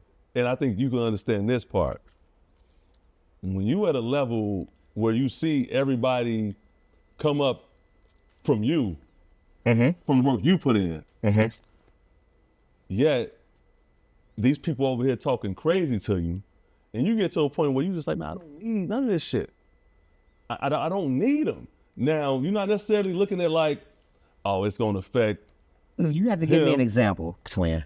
Okay. Who's talking crazy to you? So you think Not me. No, but for Kanye, who's talking crazy to you? You think Adidas was talking crazy to Kanye when it grew their business exponentially to multi-billion dollars? Apparently, definitely. That's what he said. That's what, I don't know. They were still treating him like a nigga. That's exactly what happened. And So they treat Wells Bonner like that now? listen, man. They Well, treat Pharrell like that now? listen. We don't know Pharrell's deal, but we're not gonna say. I do know for real. All right, Right. I don't okay. know his deal, but we're not gonna say he got the same deal that dude got or had. No, Or that he's even Pharrell doing deal for the different. brand, yeah. That he's even doing for the brand what dude was doing. First off, I am the biggest Pharrell nigga on this planet. He ain't dude. Right. Yeah, he's not. You know what I'm saying? Like, let's Just do this right here. You know what I'm saying? But I think you, I'm Pharrell especially over like everybody. being the leader. Yeah. But understand, and like I said, like having motherfuckers that came up under you, a lot of them. Yeah. You know what I'm saying? And you provide a lot of opportunities. Yeah. But you still got to deal with you still got to deal with these people every day. Yeah. You still got to deal with Adidas. You still got to deal with motherfuckers. I have my team to deal with them on that, and then the money that I'm making, I'm giving back to my people so we can keep doing this. We keep going. That was an opportunity for us in America, African Americans, in sneaker culture and in design and everything else. That investment and that money was so substantial to the retailers and to everybody else, where we could have quadrupled everything. All right. You're also not bipolar. But, No. but yeah, Well, that's your team right. and who you A marry, bunch I of guess. yes 'cause- men, a bunch of yes men, and Yeah, hey man, don't everybody go Hey man, did y'all ever say hey man? See, amen. I'll say That it. shit pisses me off for 20 years. I love it because he did it to me. It calms me down. Okay. Hey man, it calms me down. And let you, because what it is. I have a is- little anxiety because everything is on my authority. He'd be like, "Hey man," I'd be like, "You know what, right, Vicky, right?" Yeah, man, we're not about to get pissed off about shit. No, we're not mad about it. This No, is I'm a just saying, conversation. no, Kanye definitely has always needed a buffer, and he never had one. never had one. And the problem is he got into business with Adidas, and that became a great thing after the Nike deal to get the retailers back prizes of stuff they could sell Close. because nothing else was selling. So you actually got a line from a brand that was selling. So yes, all the black retailers are pissed because that was a We're going to prize open to them. 2-3 more stores, have a GM, have a warehouse. Let's do this. Let's create this. Let's yay, thank you. Let's go. It's our time. Let's get these boys out the way. But you And got to then- think, and I'm just saying, I'm with you. For you to feel away, imagine how he had to feel when he know how much he lit this company up, and he feel like they playing with him. hire somebody to handle that. it was niggas over there. Hire somebody else to deal with that. But dude feel like he's the creator. I'm the creator. You're I not the can do creator of this. Adidas. Right, exactly. But he So- feel like he so took the him biggest thing is- stock-wise, He did. But right. So you know how niggas Keep ego raising is? the stock. You know what Thug was like? You know, You know what Thug was like? I made you. He like, well, technically, I ain't make you. God made you. You know what I'm saying? exactly. It's the same shit. You know what I'm saying? Like, he kept the. I don't want to say nothing. And look, I'm not advocating for him. I like him like everybody else like He him. kept the lights on. But I get it. But again, if I was a black retailer, I'd be pissed off too. But but again, so I heard Lupe say, he said, man, this man has been in rooms that we have never could imagine being in. He's seen stuff and he's heard things that you will never ever hear. That's why he spazzed out on the world, because he know what the fuck they saying and how they treating you. It ain't as bad as you probably think it is. You don't think so? President No. Adidas took me to the strip club. to party. Don't do that, Vic. I'm just saying. Do that. Yeah, so I am do too. that. I'm with you. Look, I'll stop Hey that. man, I've had dinner with the president of time. It's a 23-year I'm just partner. saying, like, Don't but do it's- that, bro. We Nike's not a gonna act 23 like, I'm not gonna, partner. I'm not gonna act like these, it ain't what it is. I'm saying we he not probably gonna dealt act with like dude ain't what he is, man. Nobody said that, but I'm quite sure that they could 100% talk to us like we was shit and didn't. So I know that whatever he felt like they were saying wasn't as bad as he wanted to make it. Fuck you, Corey. You got to do $100,000 a year. Fuck your account. We're going to take it. They never said that. So what I'm saying is tempers and emotions probably got high and he crashed out before he probably should have resolved the situation that would have been better for everybody, Adidas included, and definitely him. I'm with you. Y'all playing with me, we gonna set the fucking house on fire. Yeah, I get it. Because that's why people But I keep playing get with it. you, bro. I get it. Well, yeah, I'm pretty I sure. think it's a I'm game pretty plan. sure it was other things when he was jabbing, like, yo, I don't like this. Yeah. I I think it don't should like have been. that. You know what I'm saying? I don't like this. Because I'm the same way. And we're not Like, advocating for it, yeah, I'm man, not but we advocating just for doing saying- it all. You know what I'm just saying? I'm on saying, y'all like, side. yeah, I'm just I'm playing with devil's you advocate. 1,000%. Yeah. I just I think it could have made a lot of should people have a been lot a of game money. plan. I just think it should have been a game plan. You don't think Kanye, at that time, him being a billionaire, it's 100 accounts in the U.S.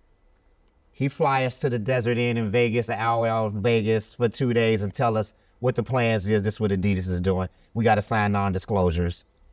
We can't say anything about this. This is the plan. To keep making this money. But save up.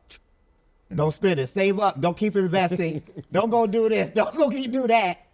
I just feel Because like I invested in property. I invested in Inglewood and in Bronzeville. You know, I bought the whole block in Bronzeville, a space in Inglewood. We were making the money. yeah. We bought it cash. Now I can't get a development loan. That was the money it was gonna come from for us. That you will have a space. That you can have a podcast. Where kids can hang out here. These kids have nowhere to hang out now. That's why they in the street. This should have been a plan. He knew it. But it was about him. Especially Chicago, this city, this great city. What we have to do, because we're not going to get it from politicians. Here.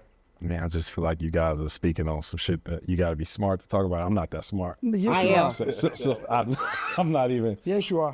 I like clothes. You know what I'm saying? But I get what you're saying. We're like, talking about the I business. just feel like, no, and seriously. having that opportunity, that one time. No, I get you. He But that's what I'm When- saying. this Corey, shit is happens- this a business So decision? it only you happens gotta every still 20 look to at 30 it through years. creative. This was the Michael Jackson, Billie Jean jacket. It was. I agree. And I'm not. It only I got happens on 20 to Adidas 30 pants right years. now. You know what I'm saying? And there's no. I'm There's not. no who's I'm on not next? covering Ye. You know what I'm saying? I'm just having a conversation. And I it's know the you're problem gonna keep it is real. that, you know, if we want to just look at it, and sometimes you needed Kanye to still be at Adidas because Adidas doesn't know how to build new partners on the design side. I did 2 shoes with Adidas. You did. And the difference between what Joe got going on and what I got going on now is he had a partner in New Balance that invested in him I don't and think. what he wanted to do. I don't think nobody has a partner like that with no brand. No, Because but the that's- sneaker deal I had. But that's the problem. But I'm Wasn't that saying either. that's the problem. Yeah. Is if those brands looked at, oh man, what you did, that was a cool thing. How can we keep this going and invest in this? They don't. But what they They did is don't. like, They don't. cool. They don't. You gotta think, bro. Listen. let me go shine a dude that just left Nike. to Adidas That's how again. they, bro. Like- every shoe I dropped was a regional play. Yeah. They thought that I couldn't sell shoes outside of Chicago. Yeah, because they don't get it, but also brands don't build stories no more. They try to buy stories. And now that brands buy stories, you only gonna be as successful as how much money you gonna spend on the story. And now these new shorties is smarter that they rather make some bullshit on their own Facts. than get into these deals. So now they just recycling all these brands is just recycling the same 4 people when they get out of their deals. Right. New brands, please stop with this dunk mold and this Air Force One mold. Create your own mold, man. Please create your own mold. Like, go to a stop. Like, Y'all stop. know how I feel about that with all Air that Force stuff. One anyway, man. And I don't like it. I don't like this. This other guy we ain't gotta speak about him, but I don't like that. I don't even know who you're talking Okay. about. Who is it? I'm not gonna speak on I can't speak on it You'll because tell me later. one of my buddies got doing some work with. I mean, if you gonna just have a real conversation, this is the best time in the world to do whatever the fuck you want to do. That's why the game Yeah, I is believe fucked that. up because Nike don't run shit. Adidas don't run shit. We're in a room full of 10 people that got on 10 different brands. Yeah. It's no leader. It's finally cool to do you. Exactly. Yeah. That's why the When I game is remember fucked it up. wasn't. It used to be where the retailers can dictate what the shit was. You can't tell me what I'm supposed to wear no more. Right. You You can see give what- me a story, But if it ain't to what I'm into, it don't matter. Yeah, it's like to this point, it was at a point where Nike was winning, right? Still. Nike was winning. Yeah. We looking around the room, there's only 2 pair of Nikes in here. I'm saying. I got a bunch at home. We got a bunch at the crib, but again, like what we choose to wear, Yeah.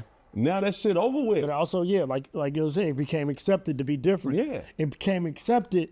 You got on Hoka right now. Yeah. I remember buying Hoka and people was just like, what are those? The Hoka got so big that they threatened Nike.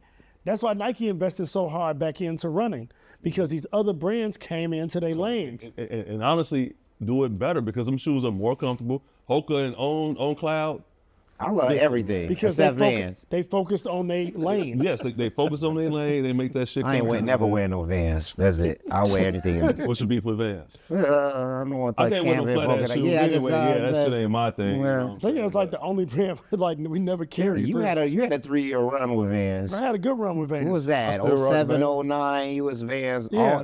all the time. I still wear Vans. Vans slip-ons, man. No, not me. It's cool to do you, man. That's right. I just hate, again, I know what happened with the business. You know what I'm saying? I remember the very first Yeezy shoe. We won't speak on it. I fell you out was with mad these at me? guys Yeah. over the first Yeezy shoe. You know what I'm saying? My brothers. They sold your size, though? Nah, we went to war over. Yes, you know we what I'm did. saying? Dog, Fuck leaders on Twitter and shit like. Now, what was I'm it the on? It was first Corey. People want to hold your size, man. Nah, it's bigger than that. I'm just saying, like, as far as the influence of dude, like I said, I try not to say nothing about dude, man, because I just feel like we could never feel what he feel. Like, to have the world, like, Yeah, 100%. dude ain't just burned down the house at Adidas. He burned down all the designer houses, man. Yeah. We say this on all other shows, like Kanye stopped dressing Barney's clothes. Yeah. That's just what it is. Like, bro is that influential. All the other high-end stores ain't closed, but all designer on discount. Yeah. Every time. Because he led, we all gonna design. He's like the Anna Wintour for us. Yeah. And what he say he like, that's what we was pushing. You know what I'm saying? I had somebody tell me, I had a dude with a clothing line tell me, he said, man, I was banking on that Ye, you know what I'm saying? You know what I'm saying? Ye wore it, but the man been doing so much shit, it ain't hit. Yeah. So if he's the Napoleon of that time, we going to war. Right. He's Napoleon, right? Right. He's the head of war, right? Right. Who's his sergeant? Who's his general? Who's his captain? That's the problem. Exactly. You don't know. I don't know. He didn't have Right. nobody. I knew a bunch of the little guys that he had hired, but it's just, they was just all guys that Every did other design group, stuff. you know who the captain, the Everybody sergeant, over the there was general for a is. check. Everybody was over there because they was getting paid. Wasn't nobody over there because they loved and believed. Whose in fault the is that? vision. It's the general's It's fault. definitely the general fault. Yeah. You know, because when you lead with anger, You know the coldest shit you ever said to me, twin, is the shit that you said D-Ray said to you. You said he told you a story and you went along with it and it was like, nah, I feel you. And he looked you in the face like Dion Cole. Dion Cole. He said he looked you in the face and said, No, you don't. Oh, man, look. you know what I'm saying, bro? How the But it was fuck like, can twin, we man, see like- shit through his eyes, bro? Look, right, I'm sitting there with Dion, man. It's Fashion Week, actually. And he talking to me like, yeah, twin, man, I said, I feel you. But I wasn't saying I feel him like I'm there too. I was saying I can imagine. Right? I said, I was saying to myself, like, I can imagine. But I said, I feel you. He said, no, you don't. How can you, man? That's all I'm saying with him. Yeah. That's all I'm saying with dude. This dude, bro, had the world, still has the world. Still. Even all the shit he's done and people are lying up. You in can't line of cancel him, fire. man. No, I'm not saying Not cancel. you, Corey. We talking about the world. You can't cancel him. You only thing they can do is kill him. Yeah. And It's the only way you can do is stop him is that. Yeah. You can't, bro. They If let he- him get too big. he was too big, so like. Well, hey, man. Like we say, there we go. Well, hey, man, did y'all hear this shit, bro? That shit, that's why I stopped fucking with him. So anything else we want to get off here, man? How long we been? How long we been off?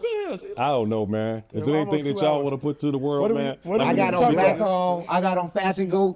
Fashion Geek Zone. We gonna That's definitely cut that. Fashion Geek Zone. I got the Pumas, the Fat Farm Russell. You inspire me.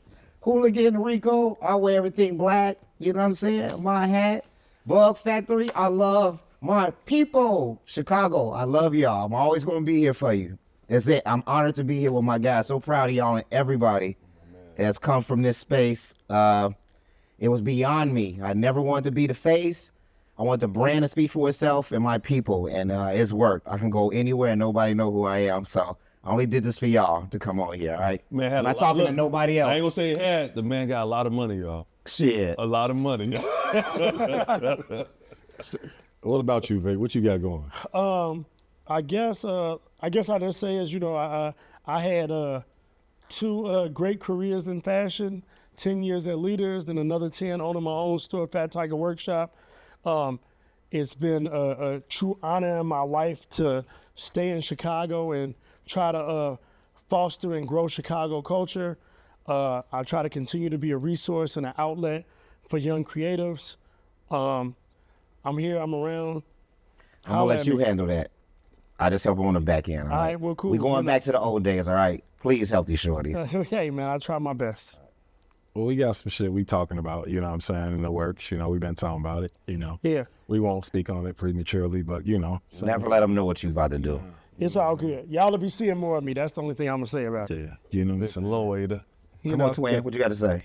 Oh man, listen, just look again. My guys. I think I always, when I have somebody up here, it's always 20 years, but it's over 20 years. Yeah. So I told you, like, it is what it is, man. Like, and then me and this guy here, like, just music shit alone, you know what I'm saying? Yeah. Like, we did the collab, you know what I'm saying, the Leaders collab with the, you know what I'm saying, the gray era, Yep. gray area. Yeah. You know Yeah, what your I'm brother saying? your brother's still my artist. So, He's still on contract? I can't wait for him to see this, we waiting on Ty Hill so we can put out this project.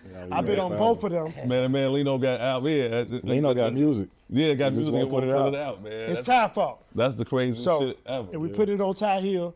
But yeah, I'm back in my executive producer bag. We're getting back to the music too, so yeah. That's it. I just really, before we leave, I just wanted to say, like I said, I feel like Corey is the most misunderstood dude in the world. You know what I'm saying? He's the most passionate. I understand it. I think we're gonna get him on here a little bit more just to open up more, because you just don't understand his passion. And I just feel like with Corey, it's just pure disappointment.